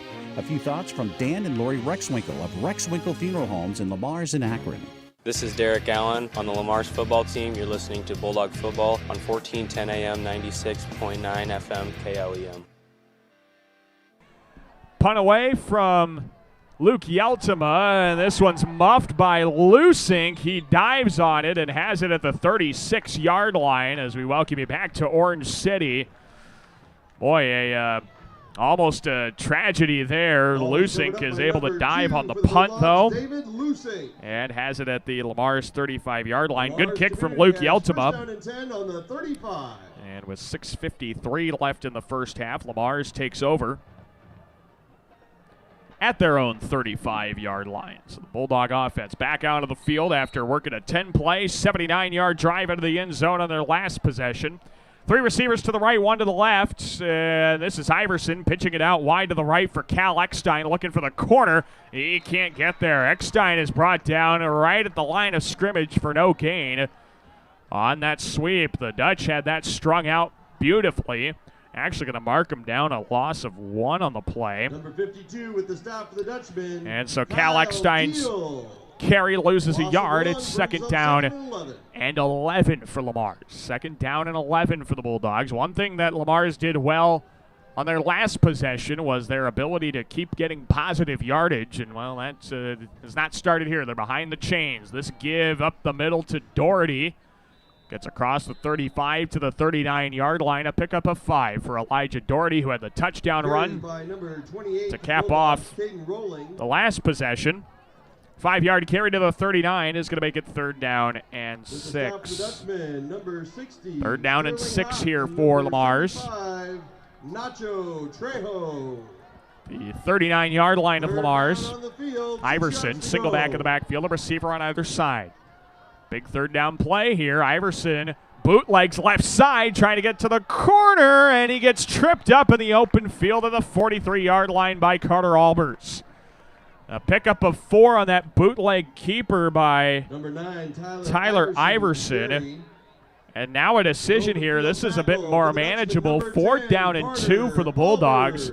Do they bring out Mason Gangler in the punting unit, or do they try and go for it? It looks like they're going to go with a bigger formation. The Bulldogs have to decide their personnel quickly. Only 15 seconds on the play clock, and the Bulldogs are forced to use a timeout. Coach Ken Vigdal and the squad couldn't get the personnel out there they wanted, so a timeout called. Each squad has 1 timeout remaining with 5:07 left before halftime. Lamar 7, MOC-Floyd Valley nothing. 4th down and 2 when we return on 1410 AM, 96.9 FM, KLEM. A little post-game snack tonight at Taco John's and Lamar's. Twilight Tacos. Hard shell tacos, 99 cents. And soft shell tacos, $1.29. Ole the day at Taco John's and Lamar's. It takes a strong body and a strong mind to make you an athlete. So train hard and play smart. Play with confidence and always expect the unexpected. This message was brought to you by Van Sanitation and Recycling, proud supporters of local athletics. This is David Lusink, wide receiver on the Lamar's football team. You're listening to Bulldog Football on 1410 AM, 96.9 FM, KLEM. 4th down and 2. The carry goes around the right side for Elijah Doherty, and the spot is going to come up short of the marker at the 44.5-yard line. Oh, just shy of the marker. Lamar's turns the ball over on downs in their own territory. Or wait a minute. They just gave Lamar's the 1st down. Or did he missignal? He missignaled. Okay, wow. Okay, so he missignaled that one. So it is a turnover on downs. Boy, way to confuse us up here. It's 1st down and 10 now for MOC-Floyd Valley. And they'll get it at the Bulldog 44-yard line following that turnover on downs with 4:59 left in the half. An excellent opportunity for the Dutch to get something into the end zone here before halftime. Carson Jager lining up in the gun. 2 receivers left. A 3-step drop out of the gun. Looks over the right seam. Caden Moss comes back and can't haul it in. Moss standing on the 20-yard line had to fall backwards to try and make the catch. Couldn't come up with it. Now it's 2nd down and 10. 2nd down and 10 following that short pass from Jager. Jager has now missed on his last 6 passes. He is 4 for 11 passing the football and for only 23 yards. 2nd down and 10 for MOC-Floyd Valley. Bulldog 44-yard line. The Dutch will have to hurry up here. Play clock under 7 seconds. Jager motions a receiver left to right. 3 seconds. 2 seconds. Jager snaps it with 1. Drops back to throw to the left sideline. Caught by Albers. And a run out of bounds by Fafita at the 38-yard line. A pickup of 6 to Carter Albers. And it'll be 3rd down and 4 now. With the coverage for the Bulldogs, Sione Fafita. 3rd down and 4 here. From number 7, Carson Yeager. MOC-Floyd Valley is now starting to move the football here in Bulldog territory. Again, Lamar's, I should say MOC-Floyd Valley, they had their first offensive possession of this contest. Start at the Lamar's 3-yard line, and they have yet to score. Bulldogs 7, MOC-Floyd Valley nothing. Here's 3rd down and 4. Jager, 3-step drop out of the gun, throws to the right side, caught by Moss. He's tackled close to the marker, but short of it at the 35-yard line. And they got it to Caden Moss, but he did not have enough. I don't believe. Yeah, it's 4th down and inches. 4th down and inches here for the Dutch at the Bulldog 34.5-yard line, roughly. So at the 34.5-yard line, MOC-Floyd Valley, a big 4th down and inches here. Jager in the gun. Oh, Lamar's moved, but no call. Handoff up the middle to Klein. He's got the first down anyway to the 33-yard line. A pickup of 2 on the carry by Klein, and it's Number 57, Carter more than Jennings enough with the stop. for a Carry for the MOC-Floyd Dutchman, Valley number first 22, down. Aiden Klein. The Dutchman First makes the down change. here First for down the and Dutch 10. at the Bulldog 33-yard line. Under 4 minutes to play before halftime. It's 7-0. Lamar's leads MOC-Floyd Valley. Bulldogs lead the Dutch in this one. First down and 10, Bulldog 33. High snap, Jager gets it down. He has no option play and runs into a host of Bulldogs at the 34-yard line. Oh, a hard licking there. Number 57, Carter As Jennings, number 50, Carter Evan Janess Dallas. makes the stop. Combined on the stop Loss for of the 1 Mars. there for Carried by Jager. number 7, Carson Yeager for the And it'll be Dutchman. 2nd down and 11 at the Bulldog 34. Coming up at halftime, we'll run down stats from the first half of this contest. And we'll also take a look at any scores we can track down from around the area, all coming up at halftime. 2nd down and 11. Bulldog 34-yard line. Jager, a helmet high snap, 3-step drop, pump fakes. He faces pressure, and he goes down. A sack in the backfield. Mitchell Bartman and Carter Janess all got in there for the sack. Backs him up to the 38, and it's going to be 3rd down and 14. Number 69, combined on the stop for Lamar's 2nd community. down, actually, it's going to be 3rd down and 15. Third Beg your down on the pardon. field. 3rd down and 15 following that stack of Bartman and Janess. The defensive tackles for Lamar is coming up big on that stop. It's 3rd down and long for the Dutch. Each squad with only 1 timeout remaining before halftime. 2:23 to play. Jager drops back 3 steps to throw. Throws it toward the right sideline and overthrows Caden Moss. An incomplete. Connor Jalis is on the coverage there. Incomplete pass on the play. And it'll be 4th down and 15 for MOC-Floyd Valley. Again, it's a scenario where you're too close to punt, probably.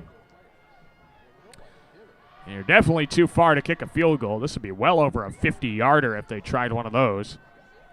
Clock is stopped with 2:18 to play before halftime. Lamar's leads MOC-Floyd Valley 7-0 here in quarter number 2. The Dutch are going to go for it. A big 4th down and 15 here for MOC-Floyd Valley. Jager in the gun. 2 receivers on either side of him. Jager, helmet high snap, gets it down, 5-step drop, dumps it off into the flats. Cones has to get around some defenders, up the right numbers to the 40, and he's brought down to the 36-yard line. Only a 2-yard gain for Cones as the Bulldog defense comes up big once again. It's a turnover on downs, and Lamar's takes over with 2:10 left on the first half clock. And a chance to maybe get this thing into the end zone before halftime once again. Lamar's community will have 1st down and 10. Bulldogs have 1st and 10 at their own 36 to start this possession. Again, 2:10 left before halftime. Boy, you practice these 2-minute drills in short scenarios for this exact opportunity. 1st down and 10 for the Bulldogs at their own 36. This is Iverson in the gun. 2 men in the backfield, 2 receivers right and 1 receiver left. Iverson, about high snap, drops back, dumps it off into the flats. This is Lusink around the right numbers, 40, 45. And Lusink gets run out of bounds at the 45-yard line. A pickup of 9 on the screen pass. It's going to be short of the marker. 2nd down and 1 here for Lamar's. Move the ball. 2nd down and 1 at the Bulldog 45-yard line. Clock stops, 2:02 to play before halftime. Again, 7-0. Lamar's leading MOC-Floyd Valley. 2nd down and 1 for the Bulldogs. 2 receivers on either side of Iverson in the gun. A knee-high snap. Iverson gives it to Doherty. Has some room across midfield. He's got more than enough for a 1st down. Tackled forward to the MOC 46. A pickup of 9 for Elijah Doherty. And that's enough for a Bulldog 1st down to the MOC 46-yard line. Lamar's community moves To the MOC-Floyd Valley 46-yard line. 1st down and 10 for the Bulldogs. Iverson, 3 receivers now. He gives it to Doherty, has a hole across the 45 to the 40, runs over defenders. It takes 3 Dutchmen to bring him down to the 34-yard line.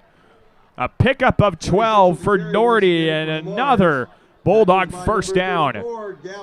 All the way to the MOC-Floyd Valley 34-yard line. Bulldogs are rolling here with a minute and a half to play in the first half.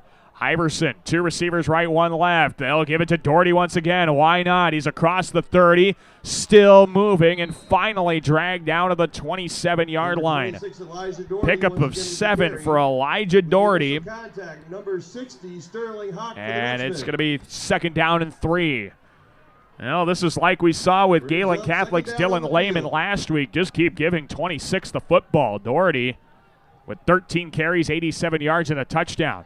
Second down and 3. High snap. Iverson gets it down to Doherty. He's across the 25. Oh, he's still moving up the left seam and brought down to the 21-yard line. That's another Bulldog first down as Lamar's is close to the red zone with 53 seconds left to play in the first quarter. And down to the MOC 21-yard line. 7-0 Bulldogs. Lamar's trying to score before halftime. Coach Vigdahl has only 1 timeout remaining. First down and 10 of the Dutchman 21. Low snap. Iverson looks to throw toward the left sideline. That one's caught. Lusink at the 15, trying to get around a defender. And Lusink is brought down. They mark him down at about the 12. A gain of 9 for David Lusink. They rule him out of bounds on the play. So that'll stop the clock. And it's going to be second down and a foot here. Nope, they're going to move the chains. They are going to move the chains here. They're going to stop the clock to move the chains, and I believe the clock also should stay stopped for the player going out of bounds. Are they moving the chains? Yeah, they are. Okay, they do move the chains.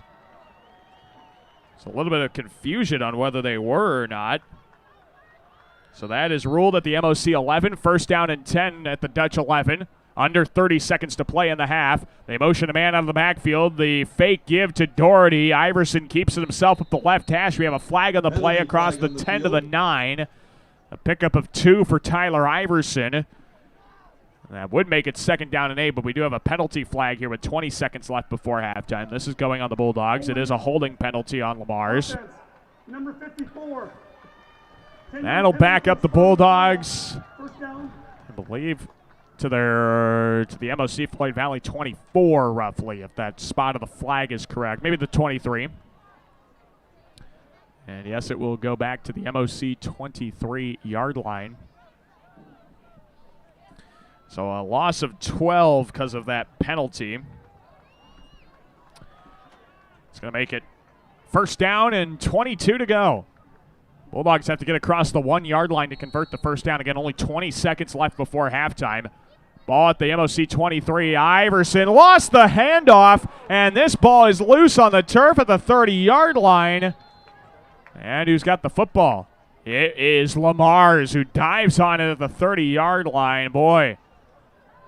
Drayden DeBoer saving the Bulldogs there, and a timeout has to be called by Coach Ken Vigdahl with 12 seconds left before halftime.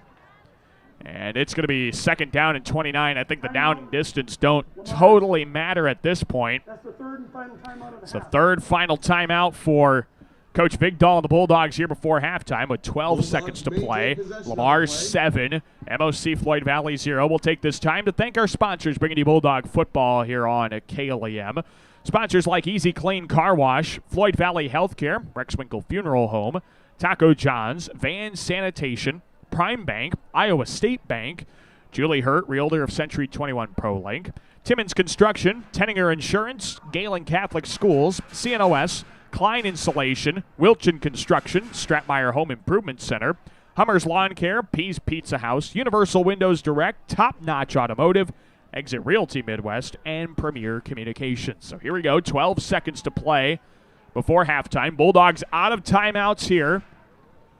And the Dogs are lining up with second down and 29 of the MOC-Floyd Valley 30. They might be trying to run a play toward the sideline, try and get out of bounds and set up a closer field goal opportunity for Giovanni Kabongo. I'm not sure exactly what the game plan is going to be here, as our white hat is now talking over to the Lamar's coaching staff. Coach Ken Vigdahl wanted some clarification on something. Evidently got what he needed. Well, now our White has to go explain something to Grant Hegstead in his bright neon yellow ball cap. So I'm not sure exactly what they're talking about over there. Coach Hegsted's now looking up at the press box toward his coaches, I believe. And our White Hat will now run back over to the Lamar's coaching staff. And, well, nope, he doesn't have to explain anything to them anymore. It's 2nd down and 29. And I believe they just took 3 seconds off the clock. There's 9 seconds left in the half. I think that's what they were discussing, what the clock should be. So here we go, 9 seconds to play before halftime. It's 2nd down and 29. Empty backfield here. Iverson looks to throw. He gets blitzed. He evades the sack, throws it deep over the right sideline, overthrew his target, and the clock stops with 3 seconds to play before halftime. So the clock is stopped there with 3 seconds left in the half. And, well, does Lamar's try and kick something here, or do they try and go for a Hail Mary to the end zone? I'm not sure. They bring in Elijah Doherty. I think they're just going to try a home run play, but we do have a timeout on the field from MOC-Floyd Valley. Timeout on the field to the Dutch. That's the final timeout of the half. Last play of the half coming up after this break on 1410 AM, 96.9 FM, KLEM. Prime Bank is pleased to support educational opportunities at Galen Catholic and Lamar's community. We're proud to support our students in the classroom, on the playing field, in the band room, on stage, or in any extracurricular activity. Prime Bank works hard to help all of our children excel in their endeavors. Member FDIC. Being on the winning team in Northwest Iowa for over 130 years, Iowa State Bank is a proud supporter of all our area high school sports teams. Iowa State Bank, we're ready for you. This is Ken Vigdahl, head football coach of the Lamar's football team. You're listening to Bulldog Football on 1410 AM, 96.9 FM KLEM. We welcome you back to Corver Field, DeValois Stadium. Bulldog football here on 1410 AM, 96.9 FM, KLEM Lamar's. Last play of the half with 3 seconds, 7-0. Lamar's leads MOC-Floyd Valley. And the Bulldogs are 30 yards away from the end zone. Going to try to go to the end zone. This snap rolls to Iverson. He picks it up. Flag comes out. And Iverson trying to run with it. He's brought down back at the 43-yard line, but there is a flag. If it is on the offense, the half will end.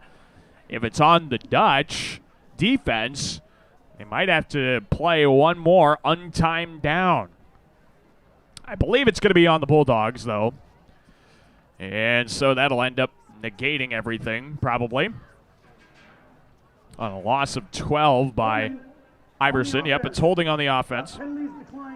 That'll be the end of the first half. And no shocker, that one's declined. So we are at the end of the first half. Is MOC-Floyd Valley 0. And our score at halftime, Lamar's 7, MOC-Floyd Valley 0. One very intriguing half of football.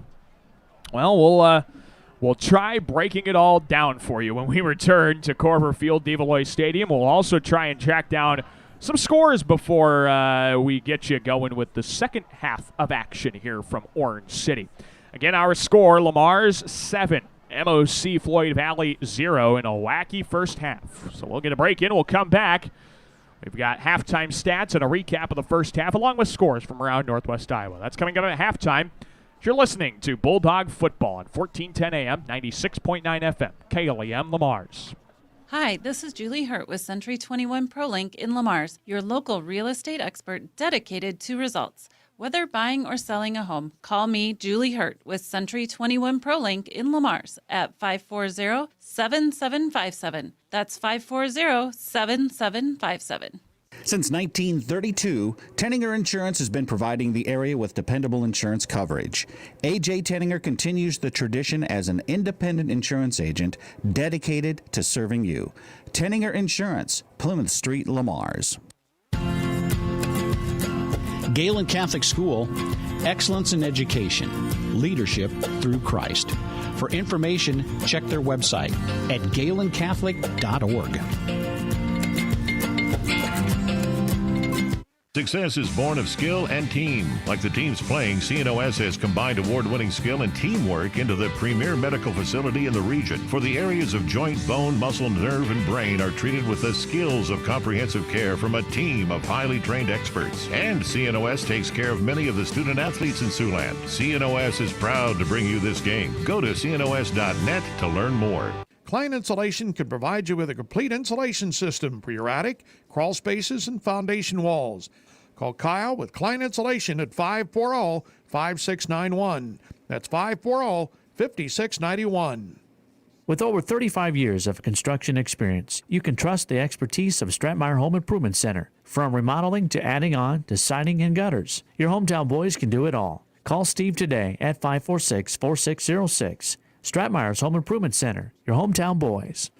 Have your lawn look as good as the ball that's hit to the outfield. Hummer's Lawn Care Service can help. They'll be there to keep your grass looking great while you're out at the game. Call Hummer today at 546-4087. Pete's Pizza House is not your usual pizza joint, serving up modern American fare. Famous for their signature pizza and wings, they also include amazing pasta dishes, quality steaks, premium burgers, and more. Always fresh, always clean, relaxing, and fun. That's Pete's Pizza House, located on Business 75 South Lamar's. At Universal Windows Direct, visit them today at 1303 Zenith Drive or call 712-587-7852 to set up your no-obligation quote. Universal Windows Direct. At the Pitchfork in Lamar's, located in the old Walmart building, we have a full line of both Toro and Steel products. Not only do we sell the products, we also service them. For more information, check out our website, www.pitchforkag.com, or give us a call at 712-540-4304. Top-notch automotive owners Jerry and Jason Mura can help with all your auto repair needs, from AC repair to transmission rebuilds, engine replacement, steering, suspension diagnostics, and more. Call 712-546-7430 or stop by Top-Notch Automotive, 1600 18th Street Southwest, Lamar's.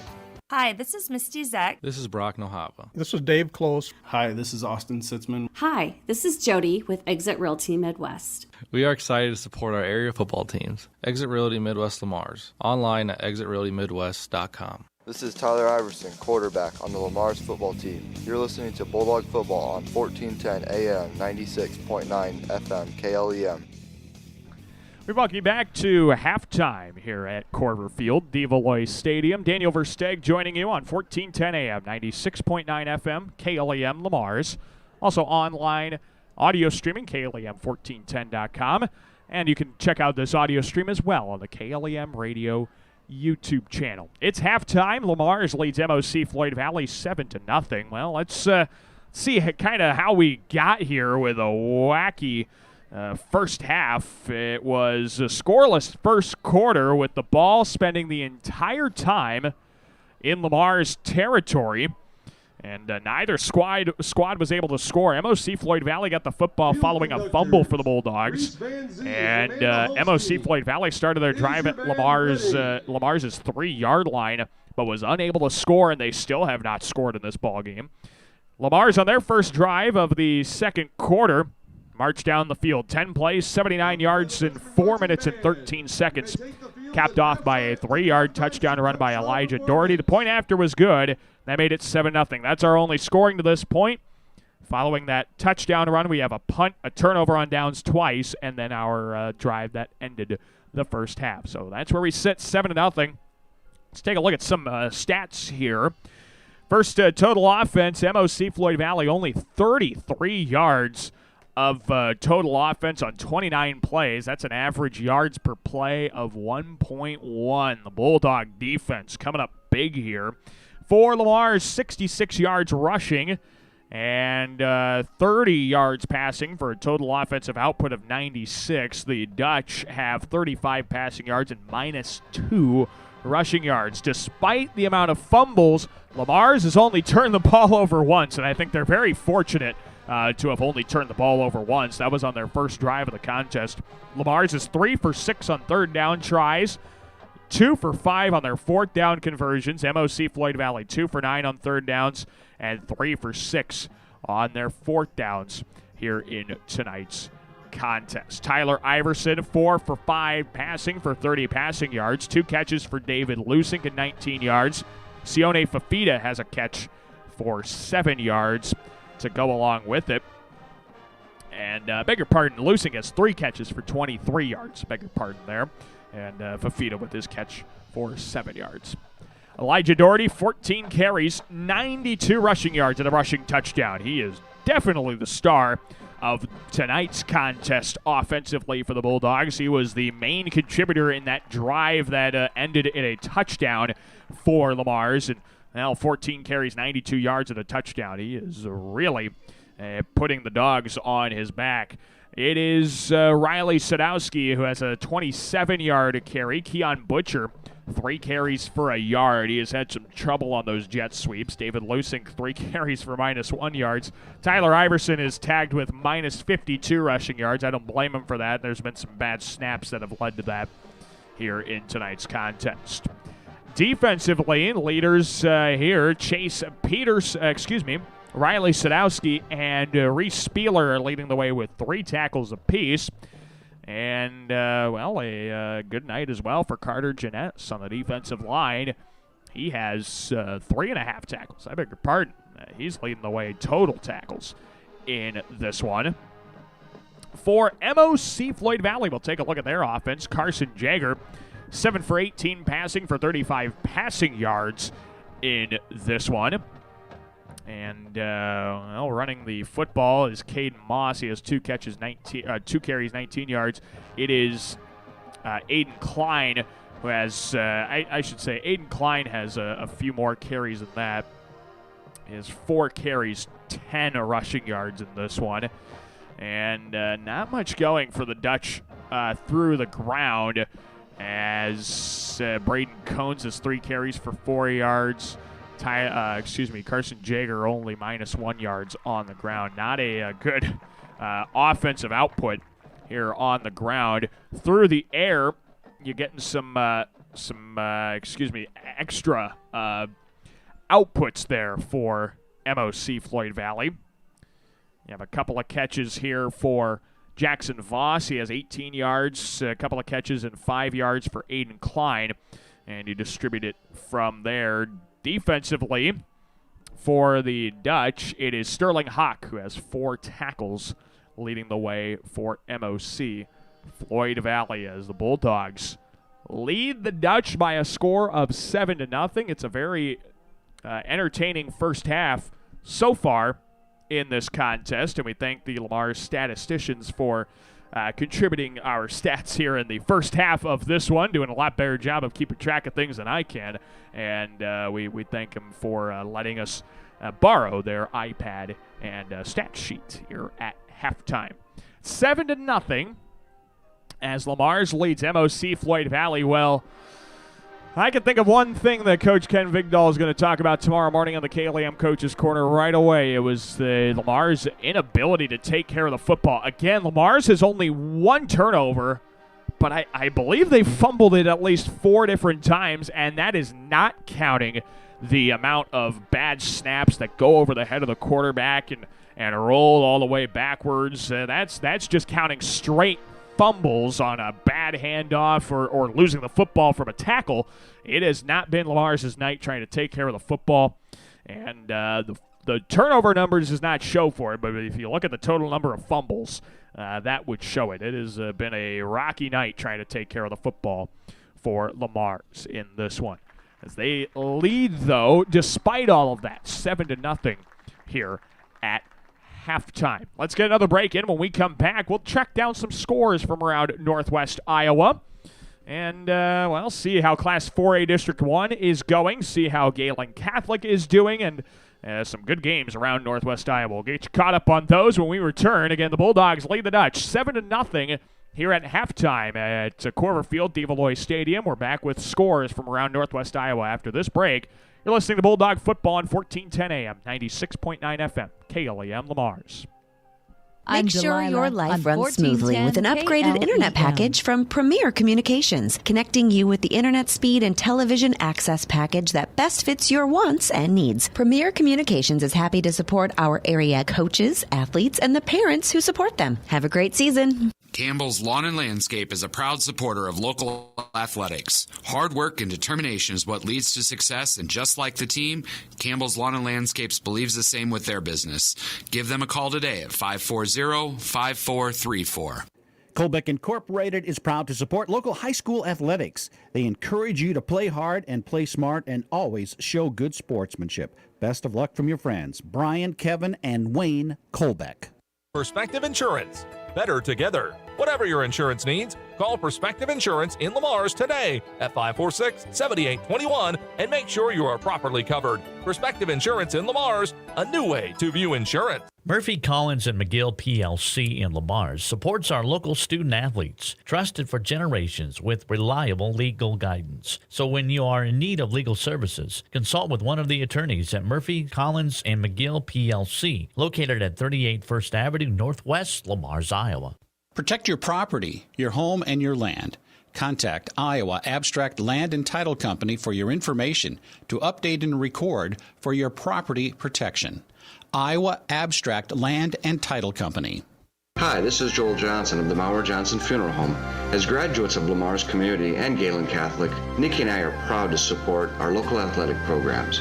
We encourage you to give your family peace of mind by prearranging your funeral services with Maurer Johnson Funeral Home. At Arnold Motor Supply in Lamars, they understand service really does make the difference. They'll take the extra step to help you find the right part. The first time, every time. At Arnold Motor Supply, service really is the difference. We're proud to be Arnold Motor Supply. The Lamar's Agri Center, your local source for Scott's Lawn products, top-performing Kent feed products, a full line of agronomic inputs, bulk grass seed, bird feeders, bulk bird feed, and outstanding service. The Lamar's Agri Center, your source for everything that grows. Advanced Eye Healthcare, Dr. Becky DeRuyter knows all of our student athletes need to keep their eye on the ball. Make sure with an eye exam at Advanced Eye Healthcare at Walmart Vision Center in Lamars. Dr. Becky DeRuyter. Peace Pizza House is your destination before and after the game. Whether you need to feed the whole family or just looking to get out before the game, make sure to stop at Peace Pizza House. You'll find many appetizers, burgers, salads, pasta, and of course, Peace Pizza House outstanding pizza selections. Your entire family is sure to find something they're looking for. Peace Pizza House would like to wish our local teams the best of luck this season. This is Elijah Doherty, and I play running back in Lamar's football team. You are listening to Bulldog Football on 1410 AM, 96.9 FM KLEM. We welcome you back at halftime to Corver Field in Devilois Stadium. Daniel Versteeg with you on 1410 AM, 96.9 FM, KLEM Lamar's. Also online audio streaming, KLEM1410.com. You can also get this audio stream on the KLEM Radio YouTube channel. Again, it's halftime. Lamar's leads MOC-Floyd Valley by a score of 7-0 at the half. Take a look at some other scores from around Northwest Iowa here at halftime. The Beef Bowl going on in Inwood, and it is West Lyon leading Central Lyon George Little Rock in that contest at halftime, 14-7. Should take a look at Jim Lorenzen Field. Galen Catholic is up on Hinton 20-3 at halftime in their first of 5 district games to round out the season for Galen Catholic football. Game involving a Class 4A District 1 opponent. Spencer leads Sioux Center at halftime, 10-7. South O'Brien is up on Alta Aurelia, 29-7 at the halftime break. Remsen St. Mary's leads Kingsley Pearson 37-12 in quarter number 2. Sergeant Bluff Luton up big on Sioux City East, 28-7 at halftime. Even bigger is Boyden Hull Rock Valley leading Algona at halftime, 44-14. Western Christian has doubled up Ridgeview so far in quarter number 1, 12-6. Bishop Heelan leads Sioux City North at halftime, 10-7. That's a good one at Elwood Olson Stadium. Okoboji's leading Sheldon, 10-7. It's Woodbury Central all over Akron Westfield, 27-0. And those are the scores we've got. I also want to see, I think I got Marshalltown leading Fort Dodge 7-0. We do have that as well. Some of the other Class 4A District 1 opponents here. We want to see if we can get score updates for Webster City. Currently leading Mason City 15-3 in the second quarter. Denison Schleswig is taking on Council Bluffs Thomas Jefferson. Don't have a score on that one yet. Carroll is leading Storm Lake 14-0, and those are the scores involving Class 4A District 1 opponents. So lots of scores from around Northwest Iowa. You can you can get all of those scores on the Iowa High School Scoreboard Show, our sister station in our Powell Broadcasting family, KSCJ 1360 and FM 94.9. We'll have that at 10 o'clock for you if you want to hear all the scores from around the state of Iowa, or if you want a nice snippet of Northwest Iowa, be sure to log on to KLEM1410.com. Under the Sports tab, Sports Scores and Results page, we'll have all of the high school football scores from around Northwest Iowa. Once we get home and decompress from this one, we'll have that getting going later on tonight on the KLEM website. So if you're looking for those scores, be able to find them on KLEM1410.com. Again, our score here at halftime is Lamar is leading MOC-Floyd Valley by a score of 7-0. We'll get a break in. When we come back, second half of action. We'll kick off from Corver Field and DeValois Stadium. Back after this break with the second half of action. This is Bulldog Football on 1410 AM, 96.9 FM, KLEM Lamar's.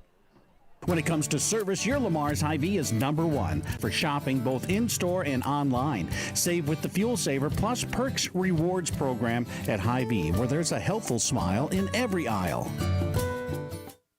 This is John from Siouxland Glass. You're busy. Let me help with pickup and drop off of your vehicle included in your service. Call 712-540-9080 for auto glass repair and replacement.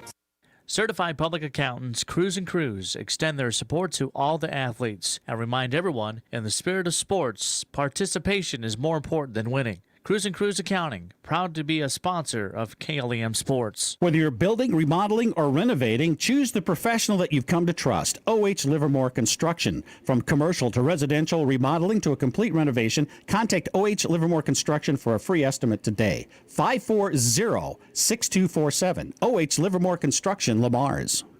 Get more done this summer with a special loan rate from Northwest Bank. Buy a car, take a vacation, use the equity in your home for what you want. Northwest Bank's home equity line of credit special rate of 1.5% APR fixed for 6 months, then variable rate thereafter. Currently 3.25% APR. This rate is available for a limited time to qualified borrowers. Stop in or call 1-800-678-4105 for details about credit costs and terms. Visit nw.bank to apply online.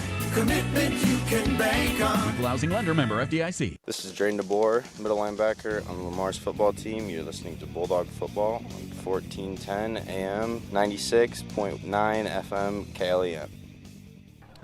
We welcome you back to Corver Field, DeValois Stadium. Daniel Versteg with you on 1410 AM, 96.9 FM, KLEM Lamar's, and also live audio streaming on the World Wide Web at KLEM1410.com. Halftime of this non-district finale for Lamar's at MOC-Floyd Valley. The Bulldogs lead the Dutch 7-0 through 24 minutes of football. 24 minutes on the docket coming up the rest of the way. We're glad you're along for the ride. This could be a fun one as MOC-Floyd Valley is going to get the football to start the second half. Of course, they won the opening toss and elected to get the football to start the second half.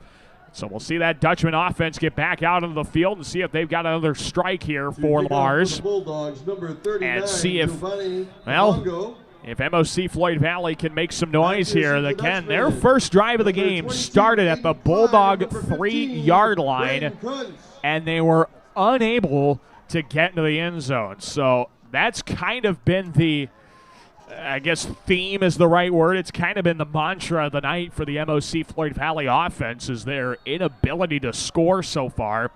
Bulldog defense going to try and keep it going as Giovanni Cabongo tees this one up. Second half is underway with a line drive end-over-end kick. This one's fielded inside the 10-yard line and taken out by Kunz to the 15 to the 20, right sideline 23.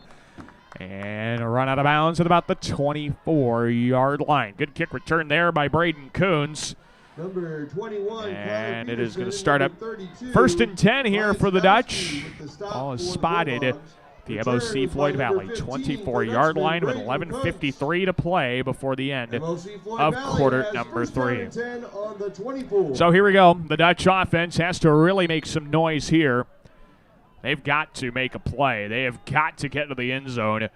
And this is a 7-0 game, but I think for them it feels like a lot more as Jagger gives the misdirection handoff around the left side to Braden Coons. He gets the 4-yard carry to the 28. Number 50, Evan Jollis with the stop. That's going to be for the Bulldogs. Second down and 6 here to the MOC 28-yard line. Up second down.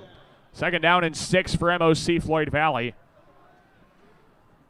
As the Dutch line up at their own 28. Jagger with 2 receivers right, 1 receiver left. Helmet high snap. He got it down, hands it off to Coons. He has a hole across the 35-40, 45-50. Keeps running over Bulldog defenders across the across the Lamar's 45 to the Bulldog 44-yard line. A big carry for 28 yards for Braden Coons and an easy MOC-Floyd Valley first down to the Lamar's 44. 28 yards for Coons. That's exactly what MOC-Floyd Valley needed. It is easily the biggest play from scrimmage for the Dutch. And into Lamar's territory at the Bulldog 44. First down and 10 here for MOC-Floyd Valley. They give it to Coons again. He breaks a tackle in the fray at the line of scrimmage, and Tay Salette, the second man to him, brings him down at the 43-yard line. Tackle was by number 55. A pickup of 1 there for Coons. Bulldogs. And it's second down and 9 here for MOC-Floyd Valley at the Bulldog 43. 10.5 minutes to play in the third quarter. It's 7-0. Bulldogs lead MOC-Floyd Valley in this one. Second down and 9 here. Bulldog 43-yard line. Jagger in the gun with 2 men in his backfield. 1 receiver on either side. Jagger, a helmet high snap, fakes the give to him, keeps it around the left side. He's got the corner across the 40, left numbers 35. Run out of bounds by David Lusink at the 35-yard line. Number 7, a pickup of 8. Carson Yeager. And that is going to come up short of the marker at the 35. Yeah, short of the marker there on the carry number 15, by for the Bulldogs. Carson Jagger. Third down on the field. It's going to be third down and 1 here for MOC-Floyd Valley. Bulldog 35-yard line. Big play here for the Bulldog defense once again, who's come up big on some plays. Third down and 1. Jagger in the gun. The snap goes off a fullback, and it's picked up by the Dutch at the 36. Aiden Klein dives on it. That's going to be a loss of a yard. It's 4th down and 2. Boy, that snap hit off a fullback. I've never seen anything like that. The loss of a yard is going to set up a 4th down and 2. 4th down and 2 at the Bulldog 36. An equally big play. From 3rd down and 1 to 4th down and 2. 9.5 to play in the third. Jagger takes the snap. No, that goes to Coons. He picks it up, and he's brought down for a loss of 2. The Bulldog defense comes up big once again and stops the Dutch in their track for a loss of 2. And Lamar's forces another turnover on downs. It'll be first down and 10 at the Bulldog 38-yard line. Wow, Lamar's has come up with some big stops on defense here tonight. They take over with 9:26 left in the third quarter. Here is Iverson. Gives it up the middle to Doherty, and Doherty has nowhere to go as he's brought down to the 38-yard line. Number 26, Elijah Doherty picks up nothing on that carry. It's second down and 10. Number 76, Donnie. I have a feeling we've already seen a lot of it the first half, but I think we're going to get an even heavier dose of the run here in the second half. That clock is going to be running for a lot of this third and fourth quarter. I have a feeling there. Second down and 10, Bulldog 38-yard line. Iverson lines up under center, single back.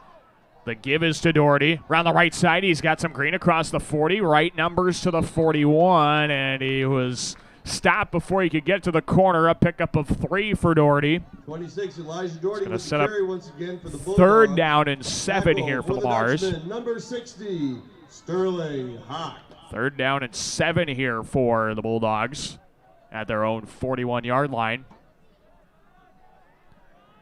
Lamar's trying to keep this drive going as much as possible with 8:20 to play in the 3rd quarter. Again, a 7-0 Bulldog lead. That's all they hang on to right now. 3rd down and 7. Iverson in the gun. He's got 4 receivers, 2 on either side. MOC-Floyd Valley shows a blitz. They rush 4. Iverson rolls out to his right. He's going to keep it outside the right numbers across the 45. Gets stood up, tackled forward, and brought down to the 49-yard line. The tackling momentum is enough to give Lamar's a 1st down. Carry was by number 9. A pickup of 8 is more than enough there for a Bulldog 1st down to the Lamar's 49-yard line. Bulldogs have 1st down and 10. So 1st down and 10 here. Bulldogs dangerously close to MOC-Floyd Valley territory. 2 receivers left, 1 right. Iverson with a give up the middle. Doherty gets across midfield to the 45, leaps over a defender. He's brought down in the MOC-Floyd Valley 41-yard line. A pickup of 10 for Elijah Doherty. And that is just enough for another Bulldog 1st down. Now deeper into MOC-Floyd Valley territory. Doherty, by my count, now at 106 rushing yards in this one. With 7:25 to play in the 3rd quarter. They are just going to keep giving us doses of Elijah Doherty. 1st and 10, Dutchman 41. Give to Doherty left side. He gets across the 40, stood up at the 38, and he's not going anywhere after that. A pickup of about, they're going to mark him down to the 39, so a pickup of 2 on the carry by Doherty. Doherty for the and it is going to be by number 60, Sterling Hawk, a 2nd down and 8. Donnie Scheidemann for the Dutchman. 2nd down and 8 for brings up 2nd down, gain of 2 on the play. MOC for Lamar's, at the MOC 39-yard line. 6:47 and counting left in quarter number 3. 7-0 Bulldogs.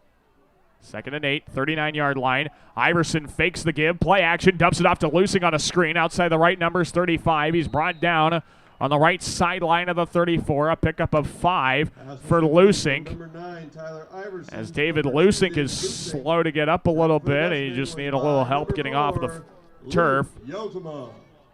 He stayed in bounds as he picked up 5 yards. It's going to now make it 3rd down and we'll call it 3. 3rd down and 3. Here at the MOC-Floyd Valley 34. The Bulldogs have to get to the Dutchman 31-yard line.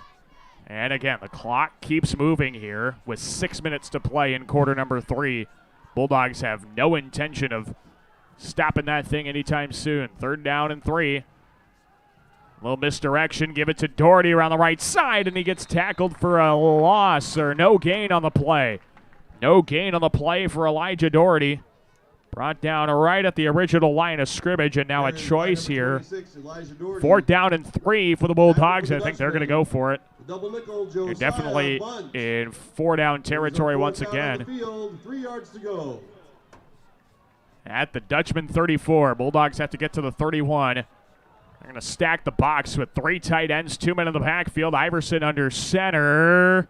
Gave it to Lusing. Bounces off right tackle. He's got the 1st down across the 30, and he's still pushed forward and ruled down finally at the 26-yard line. David Lusing with the 8-yard carry has more than enough for a Bulldog 1st down. Excellent carry there by Lusing. And again, the misdirection works. They fake that to Butcher, or they give it to Butcher, and he gives it right back to Lusing. Either way, it works. It's worked a couple of times tonight. 1st down and 10. Dutchman 26. Iverson in the gun. He gives it to Doherty, looking around the left side, and that play gets stopped for no gain. Sterling Hawk brings down Doherty right back at the line of scrimmage. For the Dutchman was number 60, Sterling Hawk. And so no gain on the carry for Doherty. To make it 2nd down and 10. Yeah, unfortunately for Lamar's, I think MOC-Floyd Valley is figuring out Elijah Doherty, or figuring out how to stop him somehow. 4:40 and counting left in the 3rd quarter. Boy, the Bulldogs have taken almost 5 minutes off this 3rd quarter clock, leading MOC-Floyd Valley 7-zip.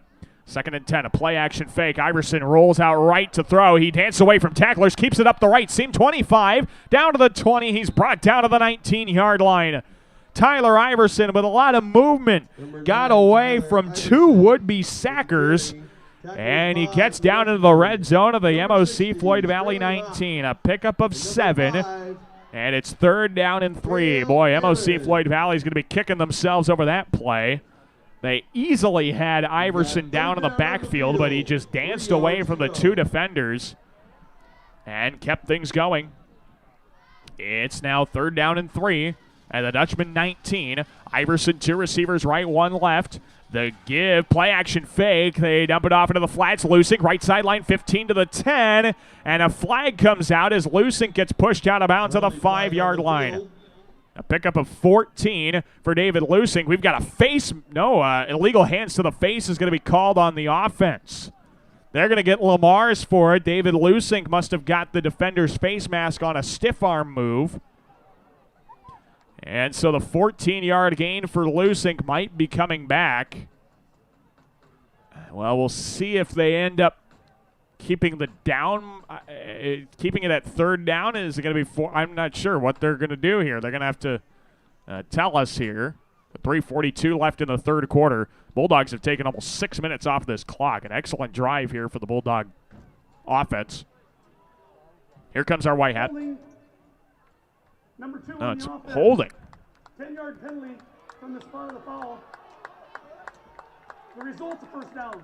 And they're going to keep the 1st down anyway, but it is holding called on Lamar's.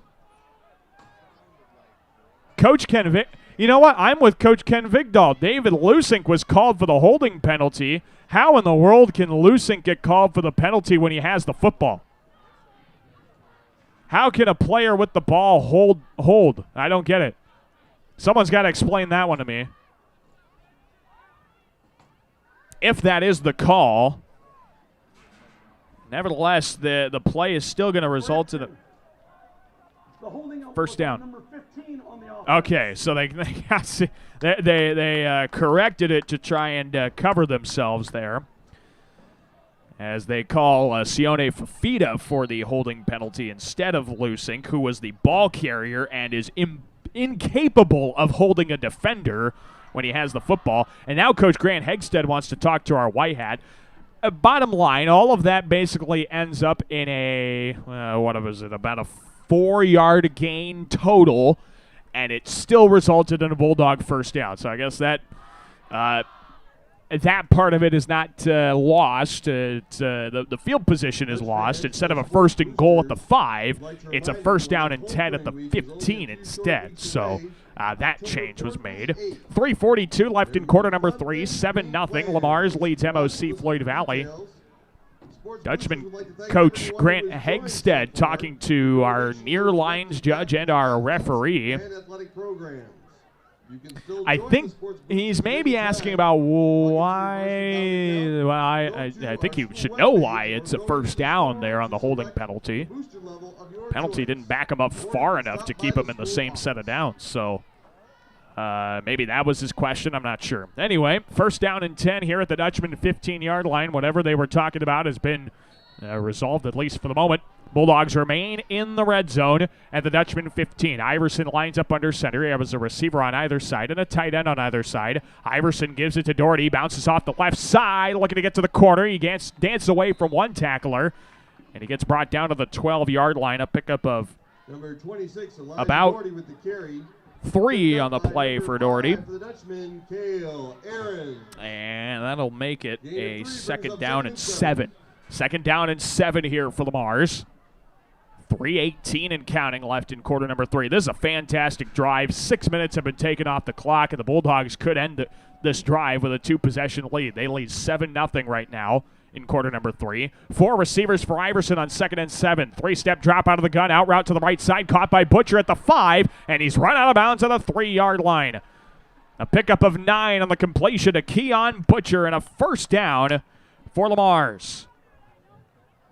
Keon Butcher on that out route. He makes a fantastic play, getting to the corner, picking up a 1st down and goal here to the MOC-Floyd Valley 3. The clock does stop as he got out of bounds with 3 minutes left in quarter number 3.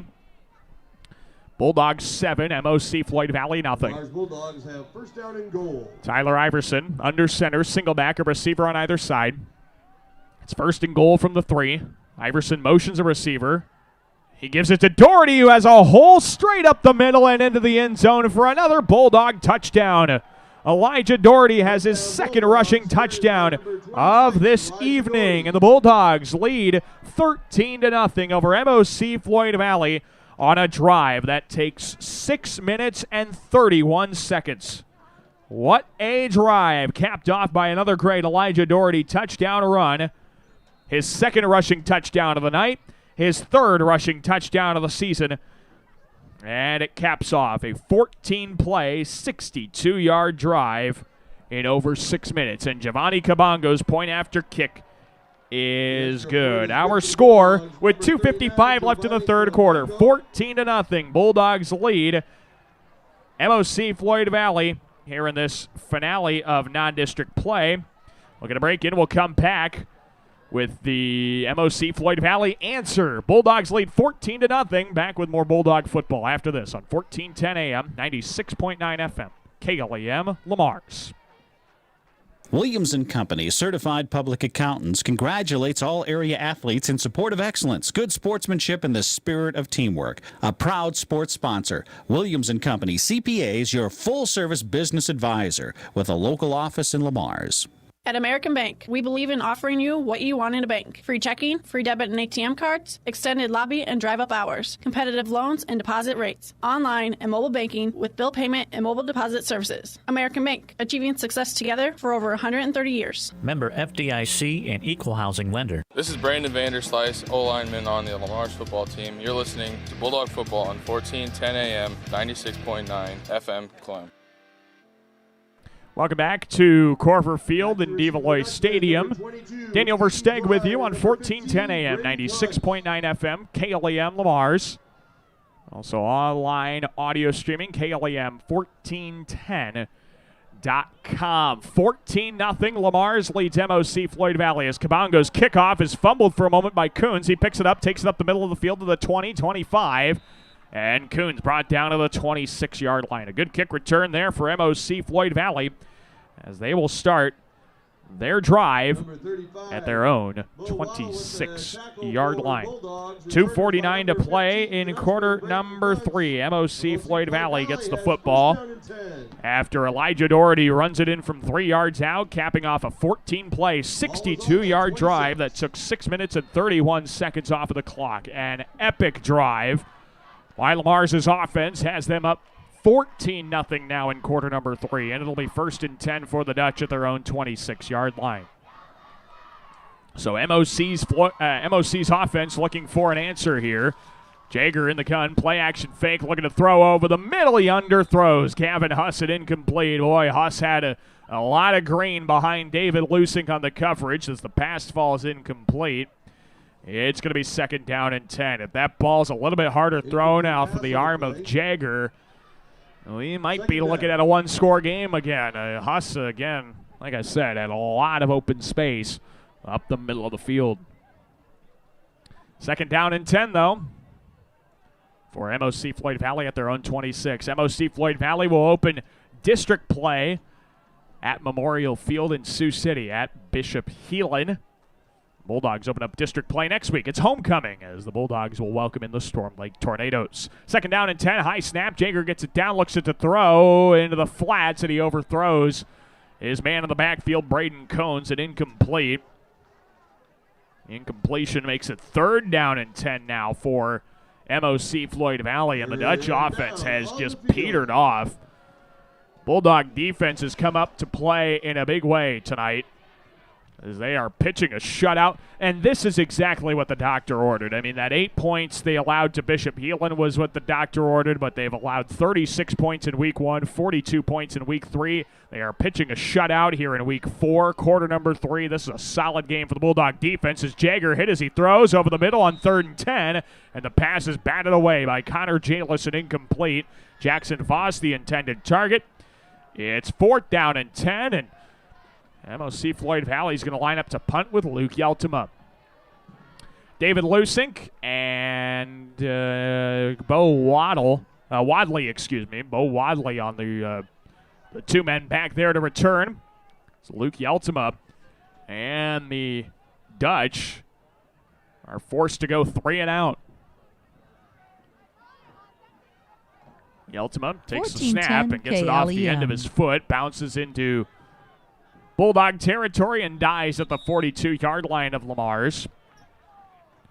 So the punt At this time, with 2:28 to play. Like to recognize our MOC-Floyd Valley In the third quarter, it'll be Lamar's taking over following that punt dying at the 42. So Bulldog football at their own 42. Good field position here for Lamar's once again. Bulldog offense looking to run out some more clock, leading 14-0 over MOC-Floyd Valley. Ava Schmitz. As Iverson leads his offense back out there in the gun. 2 receivers right, 1 receiver left. And Sydney Zutenhorst. Iverson. The cheer coaches. Bell high snap, gives it to Doherty around the right side across the 45, dance away from a defender to midfield, and he's tackled forward into MOC-Floyd Valley territory at the 49. Carriers by number 26. They're only going to give him midfield. Yep, Doherty brought down at midfield, a pickup of 8. Kyle Deal. It'll be 2nd down and 2 at the 50. Elijah Doherty's stat line, 23 carries, 122 yards, and 2 rushing touchdowns unofficially for Doherty.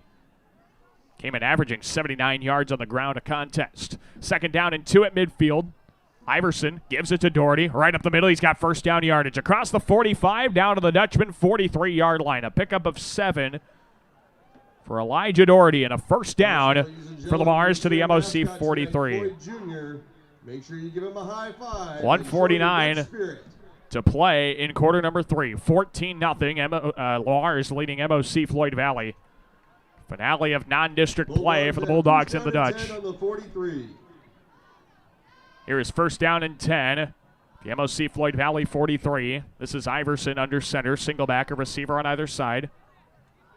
Gives it to Butcher on a jet sweeper on the left side, and the Dutch sniffed that one out big time. Butcher is ruled down in forward progress. Gavin Huss on the stop. Back at the 46-yard line. That's going to set up 2nd down and 13. Bulldogs, number 3, as Butcher loses 3 yards, excuse me. By the Dutchman, number 34, and the ball will be spotted about the MOC-Floyd Valley 47-yard line following that. Stop. 2nd down and 14. Minute 5 to play in the third quarter. 4 receivers, 2 on either side of Iverson. Lining up in the shotgun. 6-man Dutchman rush. Iverson looking to keep it. He's got it up the left hash across the 45. And he's rolled down a forward progress at about the 43-yard line. And they're going to only give him the 44, so a gain of 3 for Tyler Iverson on the carry. And it'll be 3rd down and 11 here for the Bulldogs at the Dutchman 44.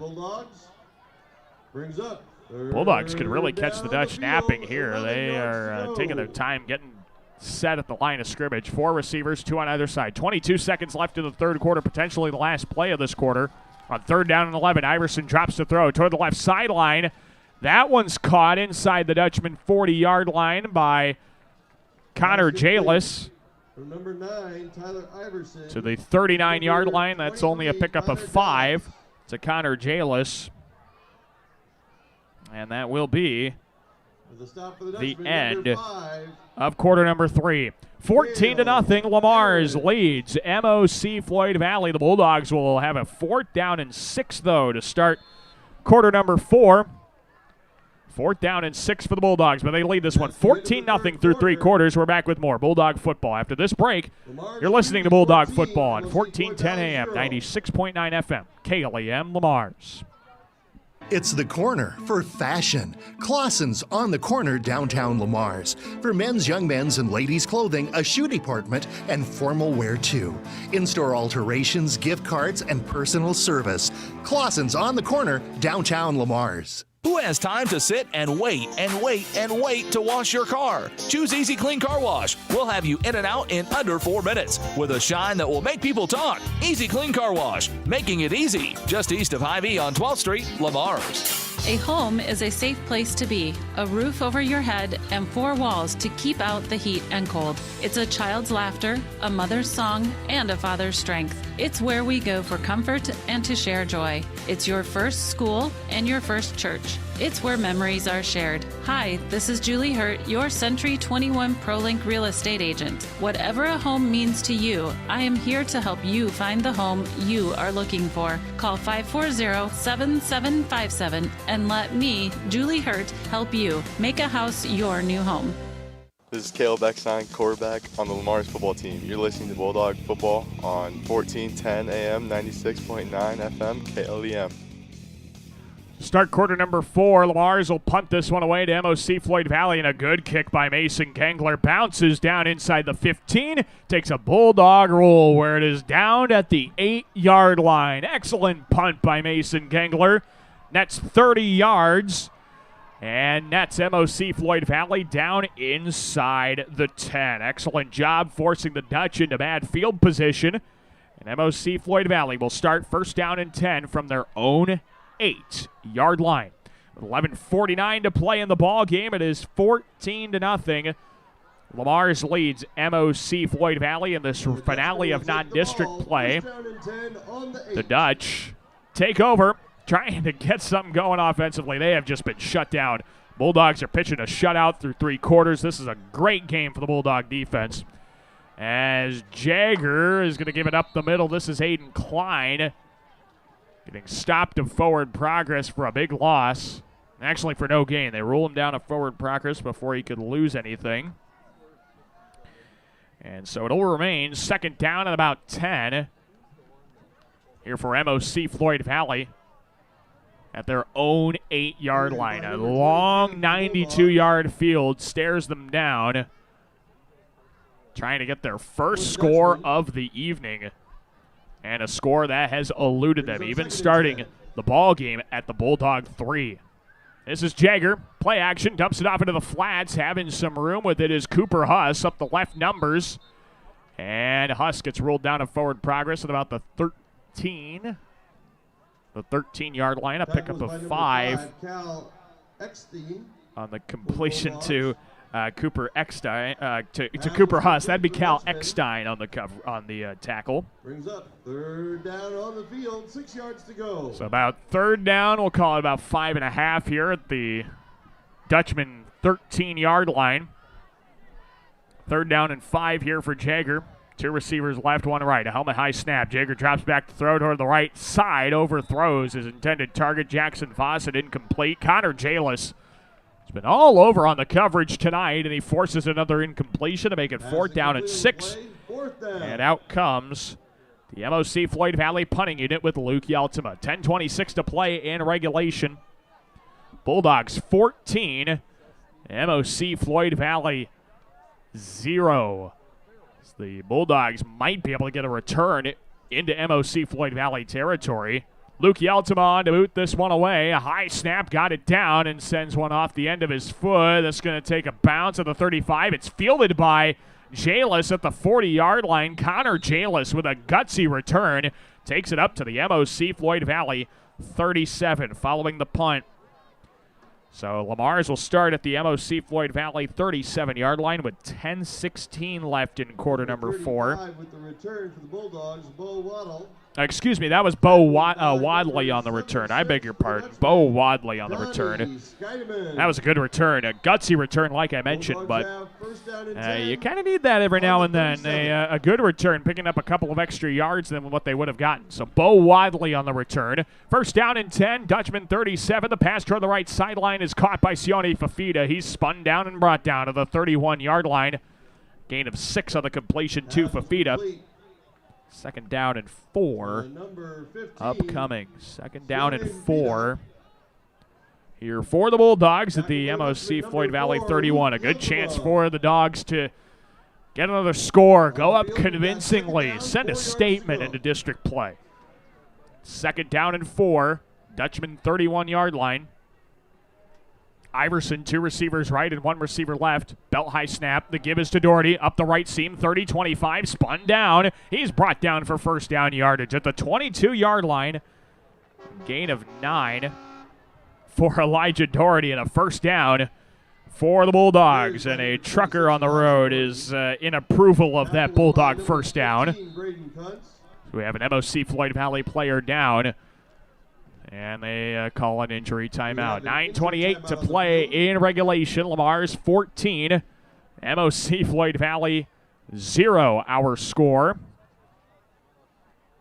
As we take some time here really quick to thank our sponsors, bringing you Bulldog football each and every contest here on KLEM. Sponsors like Timmons Construction, Campbell's Lawn and Landscaping, Colbeck Hay and Grinding, Perspective Insurance, Hummer's Lawn Service, attorneys Murphy, Collins, and McGill, Arnold Motor Supply, Siouxland Glass, along with Holzman Trucking, Iowa Abstract and Title Company, and Maurer Johnson Funeral Home. And we also want to thank our video sponsors, Northwest Bank, Julie Hurt of Century 21 ProLink, Peace Pizza House, and Pitchfork Ag. We are not bringing you video coverage tonight, but they are the ones still sponsoring our YouTube stream that has just audio only tonight. Thanks to Northwest Bank, Julie Hurt of Century 21 ProLink, Peace Pizza House, and Pitchfork Ag. Our first Bulldog video broadcast will come in 2 weeks from Webster City. We'll make that 2.5-hour trip so you don't have to. We'll bring you video coverage on KLEM Radio's YouTube channel.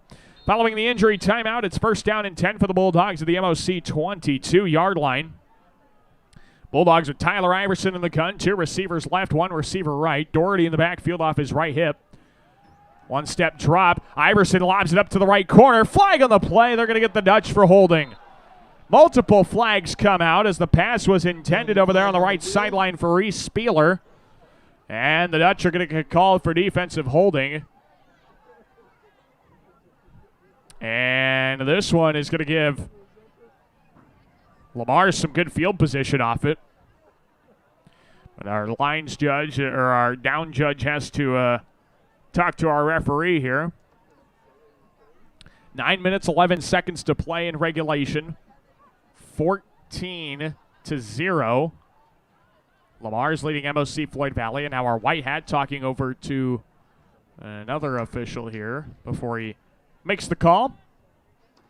We're going to get defensive holding, that much I do know. Holding on the defense. Holding on the defense.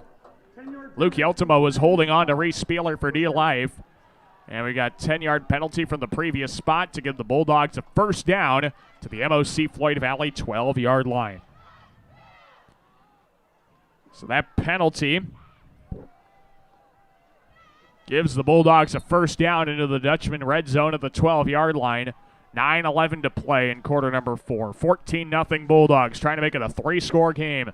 Iverson, 2 men in the backfield, 2 receivers to his left, and we've got a flag, a running back moving in the backfield for Lamar's before the play. This will back up the Bulldogs 5 yards. Offense, number 2. False start is called. It's David Lusink, the culprit of that one. Just got a little jumpy in the backfield. Trying to make a play for Lamar's. That happens. 5-yard penalty is going to make it 1st and 15. Back to the MOC-Floyd Valley 17. Coming up at the end of the game, we'll break down the stats of this contest, and we'll also try and track down some scores from around the area. All coming up on our post-game coverage here from Orange City. First down and 15 of the Dutchman's 17-yard line. 2 men in the backfield here for Iverson. 2 receivers left, 1 right. Give goes to Doherty. He sheds 1 tackler. Couldn't get around him, though, as he's brought down for a loss. Back to the 19-yard line, a loss of 2. Excuse me, a loss of 3 back to the 20. They did go with this near lines judge's ruling. So the loss of 3 there for Doherty, one of the few negative gains that Doherty's had tonight.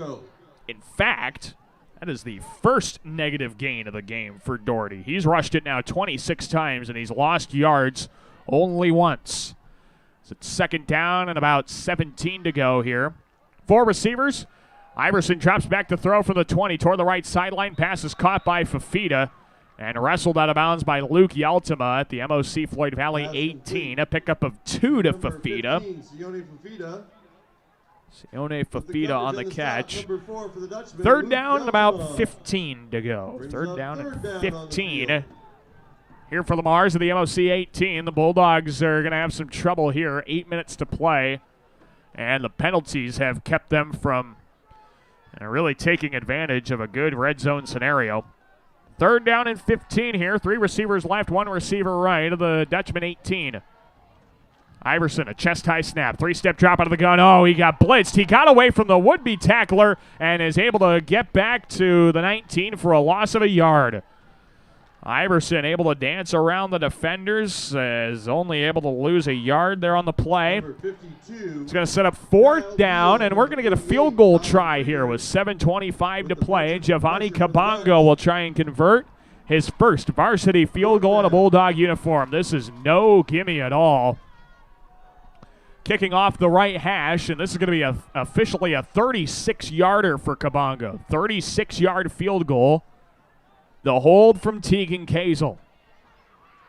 Snap, spot, Kabongo's kick, and he put that one through. Excellent job. Giovanni Kabongo has his first varsity field goal, and it comes from 36 yards out to put the Bulldogs up 17-0. He got all that one. That could have been good from 40 at least. And a great kick gives Lamar's a 17-0 lead. We're back with more Bulldog football after this break on 1410 AM, 96.9 FM, KLEM Lamar's. Floyd Valley Therapies. Whether you have experienced an injury, accident, had surgery, or are dealing with chronic pain, we are here to offer personalized care to every patient every time. Learn more about our extensive services at floydvalley.org. Young and old alike enjoy the competition of high school sports. Some participate, some watch, and some remember how it was. It's only a game, but it offers great life lessons and memories that last a lifetime. A few thoughts from Dan and Lori Rexwinkle of Rexwinkle Funeral Homes in Lamar's and Akron. This is Reese Spieler, tight end on the Lamar's football team. You're listening to Bulldog Football on 1410 AM, 96.9 FM, KLEM. We're back to Corver Field, Devalloy Stadium. Daniel Versteg with you. Right here on 1410 AM, 96.9 FM, KLEM Lamar's. Also online at KLEM1410.com. 7 minutes to play. Kickoff is taken by Aiden Klein from the 10 to the 15-20 and brought down at the 24-yard line by Alex Allen. And MOC-Floyd Valley will start from their own 24. 6:50 to play in regulation. Well, a great job of the Bulldogs to at least get 3 points on an 18-yard drive, and it took a lot of time off the clock, actually. And let's see, I got 4 minutes and 17 seconds it took off the clock, capped off by a 36-yard field goal from Kabongo. An excellent job to connect on his first varsity field goal as a freshman. The pass to the right side from Jagger is caught out there and brought down to the 35-yard line is Jackson Voss, about in a 12-yard completion to Voss. Complete from number 7, Carson Yeager. It's going to be enough for a MOC-Floyd Valley first down to their own 35. The Dutchman passing game has been hot and cold tonight, and they were able to find a good completion there. First down to start this possession. First down and 10 of the Dutchman 35. Jagger drops back to throw with 4 receivers going out, and his pass to the right side spikes in front of the intended target in Jackson Voss and incomplete. Second down and 10. Second down. Following the incompletion. 6:18 left in regulation. 17-0. Lamar's leads MOC-Floyd Valley in this finale of non-district play. It's appearing that both squads are going to be 500 entering non-district play. The Bulldogs with a win will be 500. The Dutchman with a loss will be 500. And in two very opposite strengths of schedule there. Second down and 10. Jagger drops back to throw, steps up. He heaves it deep over the right numbers and just in and out of the hands of Gavin Huss. And incomplete. He reached out with a hand. He was able to get a paw on it. David Lusing batted that thing away on the coverage. And it'll now be third down and 10 following the incompletion. Bulldog fans, make sure to tune in to KLEM Radio. Coming up tomorrow morning at 8:15, we'll talk with Coach Ken Vigdahl about this contest. Hopefully it stays the way it is so we can talk about a win with Coach Vigdahl and talk about what's coming up next for the Bulldog football team. That's coming up tomorrow morning on the KLEM Coaches Corner. Jaeger drops back to throw on 3rd and 10. He dumps it off into the flats. Braden Coons, and he couldn't keep his footing. Across the 35, he trips up on the turf monster at the 37-yard line. Only a pickup of 2. It's going to be 4th down and 8. And for you Galen Catholic fans, Jeremy Schindler will be joining us at about 8:35 on the KLEM Coaches Corner. So make your plans, set your alarm, and I'll enjoy talking high school football with our great Lamar's coaches. We're blessed with some great guys coaching our kiddos in football. It's 4th down and 8, and we love talking to them as well. 4th down and 8 here at the Dutchman 37-yard line. Jaeger chopping back to throw. The Bulldogs rush 4. Jaeger evades a sack, and a flag comes out for a hold as the pass is incomplete. Intended for Luke Yeltima. Sione Fafita had that thing hit him off the chest. Pass falls incomplete. A holding penalty will be declined for Lamar's. And that'll make it 1st down and 10 following the incomplete pass and the turnover on downs. So the turnover on downs. 1st down and 10 now for Lamar's. They're going to have it at the MOC-Floyd Valley 37-yard line. Should be the 37, not the 38. Well, they're going to spot it at the 38 anyway, I guess. With 5:24 left in the ballgame. So Lamar's has a chance to try and just kind of run this one out. 1st down and 10 at the Dutchman 38. This is Iverson under center. He gives it to Butcher looking around the left side. Keon Butcher with the carry in between the hashes. He's brought down to the 36-yard line for a pickup of 2. And that sets up 2nd down and 8. This has just been a great what's the word? A great adjustment, a great realignment, I guess, for Lamar's. That first quarter was ugly. Plain and simple, that was an ugly first quarter for both teams. Lamar's was able to get around it first, had that great drive in the second quarter that ended in a touchdown, took that lead into halftime, and just kept it rolling into the third quarter. 4:43 and counting. A handoff to Doherty on 2nd and 8 up the middle across the 35 to the 30. He's still on his feet. And he stood up a forward progress near the marker at the 28-yard line. That's a gain of 8. Number 76, and number they're going to say that's a 3rd down. It's going to be 3rd down and inches here. 3rd down on the field. A 7-yard carry by Doherty. So 3rd down and short. Give to Doherty again. He's got the 1st down. Up the right hash across the 25 and picks up more to the 22. A pickup of 7. And that time it's enough for a Bulldog 1st down. 147 yards unofficially for Elijah Doherty.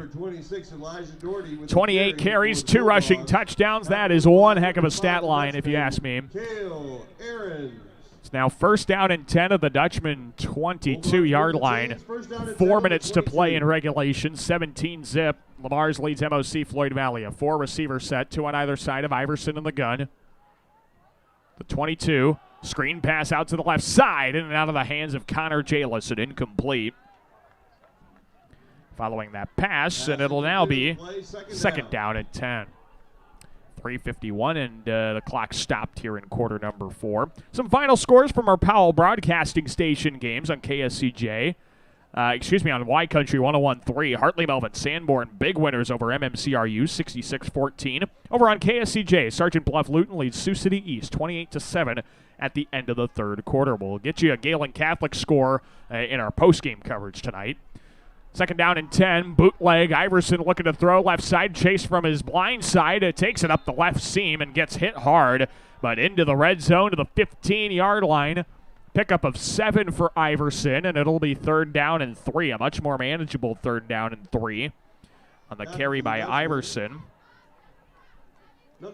Ball at the MOC-Floyd Valley 15. 3:25 left in the ball game, 17-zip.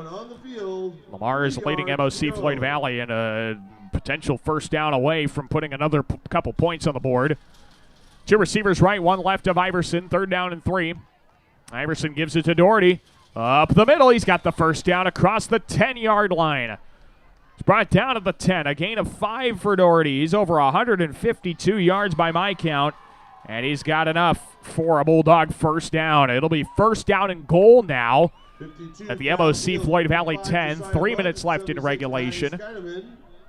And the Bulldogs have another good chance to try and get to the end zone once again in this ball game. Iverson, 2 receivers right, 1 receiver left in the gun. Doherty to his right-hand side. The Dutch blitz. Iverson looks to throw over the middle. The pass is bad in the air and picked off. It's Jackson Voss at the 5-yard line where he is brought down at about the 4.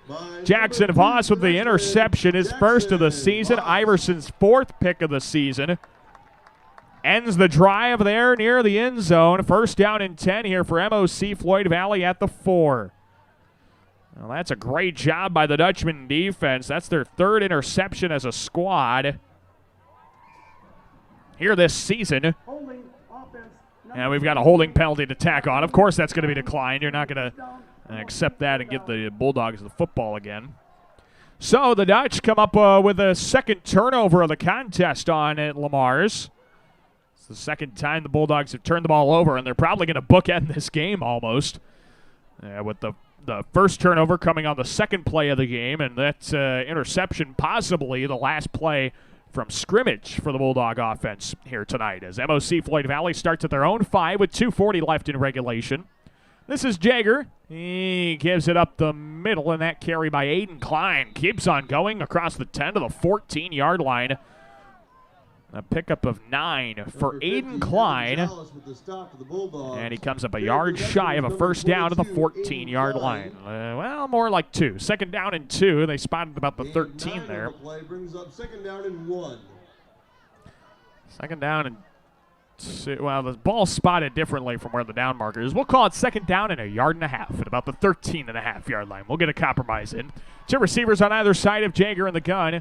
2 minutes to play. Jager drops back to throw, throws it toward the left. Numbers of the pass is incomplete. They're going to get Cal Eckstein for a pass interference on the intended pass to Cooper Huss. Eckstein came in from the backside, reached around the receiver, and they will get Eckstein, I think, for actually a defensive holding penalty.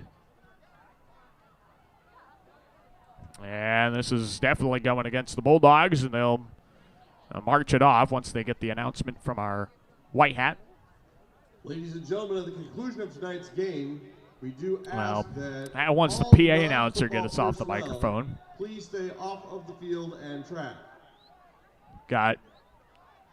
I think we got a pass. Yeah, we got pass interference because it's a 15-yard penalty. There we go.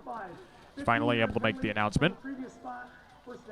Pass interference is called, and easily enough for a Dutchman first down up to the MOC-Floyd Valley 29 with about 2 minutes left to play. First and 10 here for the Dutch. Jager throws toward the right sideline. It's caught. That's Jackson Voss out of bounds at the 34-yard line. Reese Spieler on the stop. And a pickup of 7. They rule him out of bounds at the 35. Complete from number 7, Carson Yeager, to number 2, so Jackson Voss. Jackson Voss has been the favorite target here tonight. Second down and 4. Second down and 4 here as Jager throws toward the left side. That pass is trapped and incomplete by Carter Albers. Short ball. Jager, kind of short-armed that one. Third down, 4 yards to go. It's going to be third down and about 4 with 1:29 to play. Ball at the MOC-Floyd Valley 35. It's 17-0. Lamar's leads MOC-Floyd Valley. 17-0. Here is Jager. Chest high snap. Drops back to throw. He chucks it over the left seam. That's a 50-50 ball. And a flag is going to come out. Luke Yeltimo was the intended target as the pass falls incomplete. Sione Fafita was hand jockeying with him for position. That's going to be a pass interference every single time. It'll mark it out to about midfield and enough for an MOC-Floyd Valley first down with 1:23 to play. This could give the Dutch some life to try and get to the end zone here before the end of the game. Again, our score 17-0 in favor of the Bulldogs. So that pass interference is going to mark the Dutch off at midfield, right in the middle of the field at the Northwestern logo. Again, this field home to the Red Raiders and to Unity Christian on the high school side as well. A very multi-purpose field. 1st and 10 at midfield. Jaeger drops back to throw. He throws it over the right sideline and overthrows. His intended target out there, and Jackson Vossett incomplete. Incompletion, 2nd down and 10 at midfield. Clock stops with a minute 18 to play. Coming up in our post-game coverage, we'll track down final scores that we can from around the area. Also recap the stats from this ball game as well. Coming up at the end of the contest on our post-game coverage. Again, tune in tomorrow morning, KLEM Coach's Corner. We'll talk with Coach Ken Vigdahl and Coach Jeremy Schindler about their contest tonight. 2nd down and 10. Jaeger throws toward the left numbers. That's caught by Cooper Huss. He turns inside the left numbers across the 45-40 and brought down to the 36-yard line. A pickup of 14 there to Cooper Huss. And easily enough for a Dutchman first down into Bulldog territory at the 36. This is the first time in quarter number 4 and the first time in a long time in the second half that the ball has been in Bulldog territory. Jaeger drops back to throw. He dumps it off into the flats for Braden Coons. He gets away. No, he does not get away from the tackler. Excellent job of the open field by Elijah Doherty and Reese Spieler to make the play. That's a loss of 4 back to the 40. And maybe the 41. They're going to rule him out for 5 there. 14-10 KLEM. And it's going to be 2nd down and 15 at the Lamar's 41. Jaeger drops back to throw, lobs it up over the left sideline. That one's caught. What a catch by Luke Yaltima. He got that thing around Sione Fafita down to the 14 of Lamar's. And that is a 27-yard completion to Luke Yaltima. Lob it up there. You're going to get lucky every now and then, right? 1st down and 10 here into the red zone. We've got a whistle that stops play. And we have some chain gang issues with 33 seconds left to play. The chain, I think, might have gotten tangled up somewhere down there. Yeah, it did. Now they are able to get that thing rolling. So with 33 seconds to play, the Dutch are 14 yards away, roughly speaking, of getting into the end zone. Here for the first time tonight at the Bulldog 15-yard line. 1st and 10 here for Jaeger. He's got 4 receivers, 2 of them on either side. Jaeger out of the gun. Short drop toward the right side. Pass is short of Jackson Vossett, incomplete. Looking for a short little hitch route. And he underthrows the pass again. That makes it 2nd down and 10. Clock at 30 seconds to play in the ballgame. It's 17-0. Lamar's leads MOC-Floyd Valley. Just 30 more seconds for a shutout. Trying to keep that goose egg on the scoreboard. We'll find out. I can't recall the last Bulldog shutout. Jaeger looking to throw around the right side on 2nd and 10. Passes short of Fawcett, incomplete. It's going to make it 3rd down and 10, I beg your pardon. 3rd down and 10 here for MOC-Floyd Valley at the Bulldog 15-yard line. 25 seconds left to play in this contest. 3rd down on the field. So 3rd down and 10 here. Again, the Bulldogs are running out of chances potentially to get into the end zone. 2 receivers on either side. Jaeger drops back 3 steps to throw toward the left sideline. Pass is overthrown. Incomplete of a diving Cooper Huss. 4th down and 10 with 21 seconds left in the ball game. Incomplete pass on the play. 4th down. So 4th down and 10 here for MOC-Floyd Valley, and a really tough chance to try and get to the end zone now. It is going to be a tall task. Have to pick up a big first down first. 4th down and 10, Bulldog 15, 21 seconds to play. Jaeger, helmet high snap, drops back to throw, lobs it up over the right seam, passes batted away by David Lusink. Incomplete and a turnover on downs. Will keep the Dutch out of the end zone and preserve the shutout here tonight. Turnover on downs. Lamar's just has to kneel it out and complete the shutout. A 17-0 victory over MOC-Floyd Valley with 17 seconds left in the ball game. 17 seconds remain. And just the one snap is all that is required for Lamar's to be victorious. Snap, the kneel, and that's your ball game. Final score, Lamar's pitches a shutout, 17-0. The final score here at Corver Field, ND Valois Stadium. Excellent win for the Bulldogs as they improved to 2-2 overall. And will enter district play with a victory and a shutout. 17-0, your final score here from Orange City. We'll get a break in when we come back. We'll recap this one with stats and analysis, and we'll take a look at scores from around the area as well. Your final score again, 17-0. Lamar's defeats MOC-Floyd Valley on the road to round out non-district play. We're back with our post-game coverage after this break. You're listening to Bulldog Football on 1410 AM, 96.9 FM, KLEM, Lamar's. A little post-game snack tonight at Taco John's and Lamar's. Twilight Tacos. Hard shell tacos, 99 cents. And soft shell tacos, $1.29. Ole the day at Taco John's and Lamar's. It takes a strong body and a strong mind to make you an athlete. So train hard and play smart. Play with confidence and always expect the unexpected. This message was brought to you by Van Sanitation and Recycling, proud supporters of local athletics. Prime Bank is pleased to support educational opportunities at Galen Catholic and Lamar's community. We're proud to support our students in the classroom, on the playing field, in the band room, on stage, or in any extracurricular activity. Prime Bank works hard to help all of our children excel in their endeavors. Member FDIC. Being on the winning team in Northwest Iowa for over 130 years, Iowa State Bank is a proud supporter of all our area high school sports teams. Iowa State Bank, we're ready for you.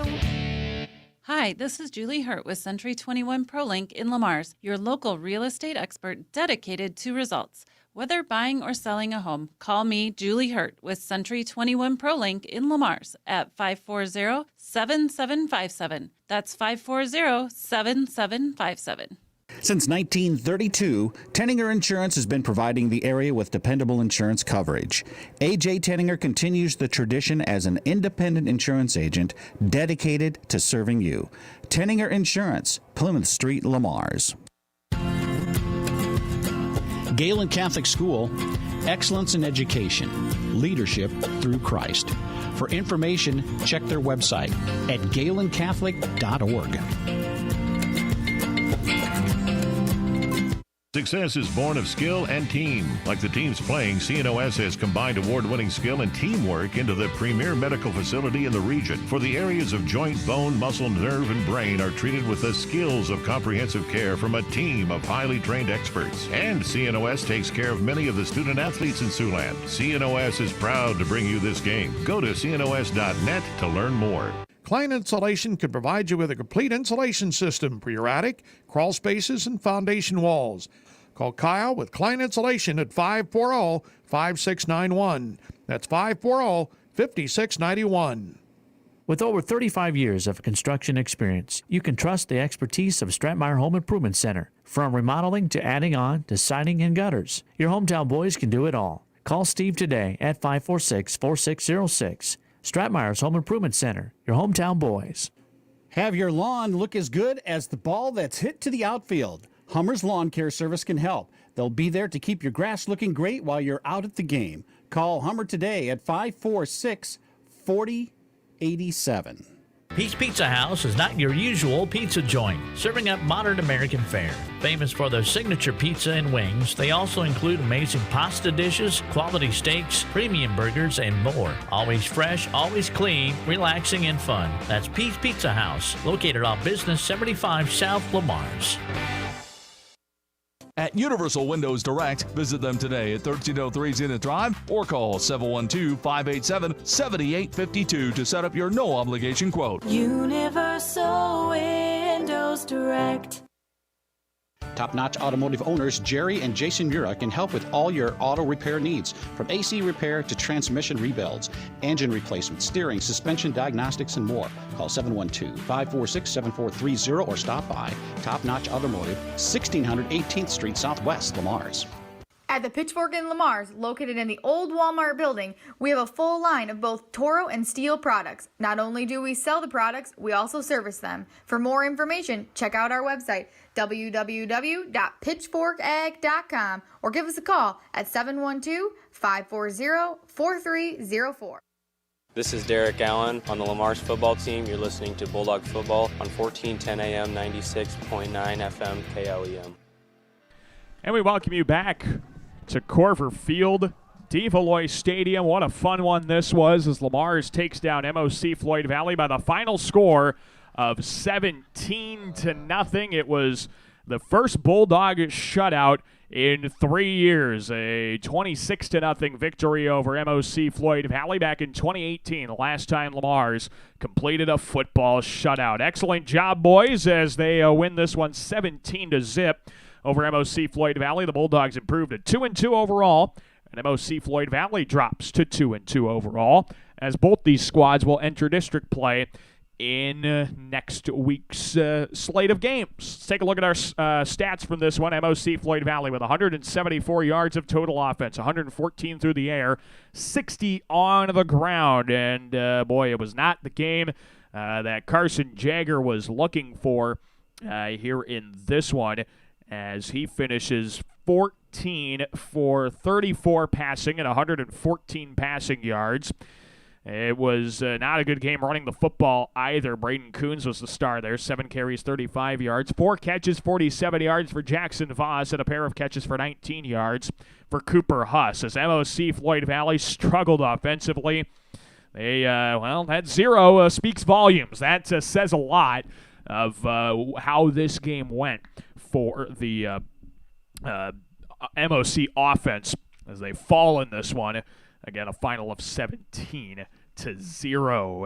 Lamar's was able to tack onto their 7-0 halftime lead in the third quarter. A 14-play, 62-yard drive that took 6.5 minutes off the clock was capped off by an Elijah Doherty 3-yard touchdown run. Made it 14-0 following Giovanni Kabongo's kick. And then a drive in the fourth quarter that kind of petered out in the red zone, but was salvaged by a 36-yard field goal, the first varsity field goal of the young career of Giovanni Kabongo, the freshman kicker for Lamar's. He's able to bang one through from the right hash. He's now 1 of 2 on field goals in his career at Lamar's. An excellent job there for the young freshman, getting it done in the kicking game. Put the Bulldogs up 17-0, and they did not need to look back from there. As MOC-Floyd Valley drops to 2-2, Lamar's is 2-2. The Bulldogs finish unofficially with 284 yards of total offense. That's missing some of those awkward bad snaps and fumbles in there, so it's probably more like 250-ish yards of total offense. What I've got, though, unofficially 284.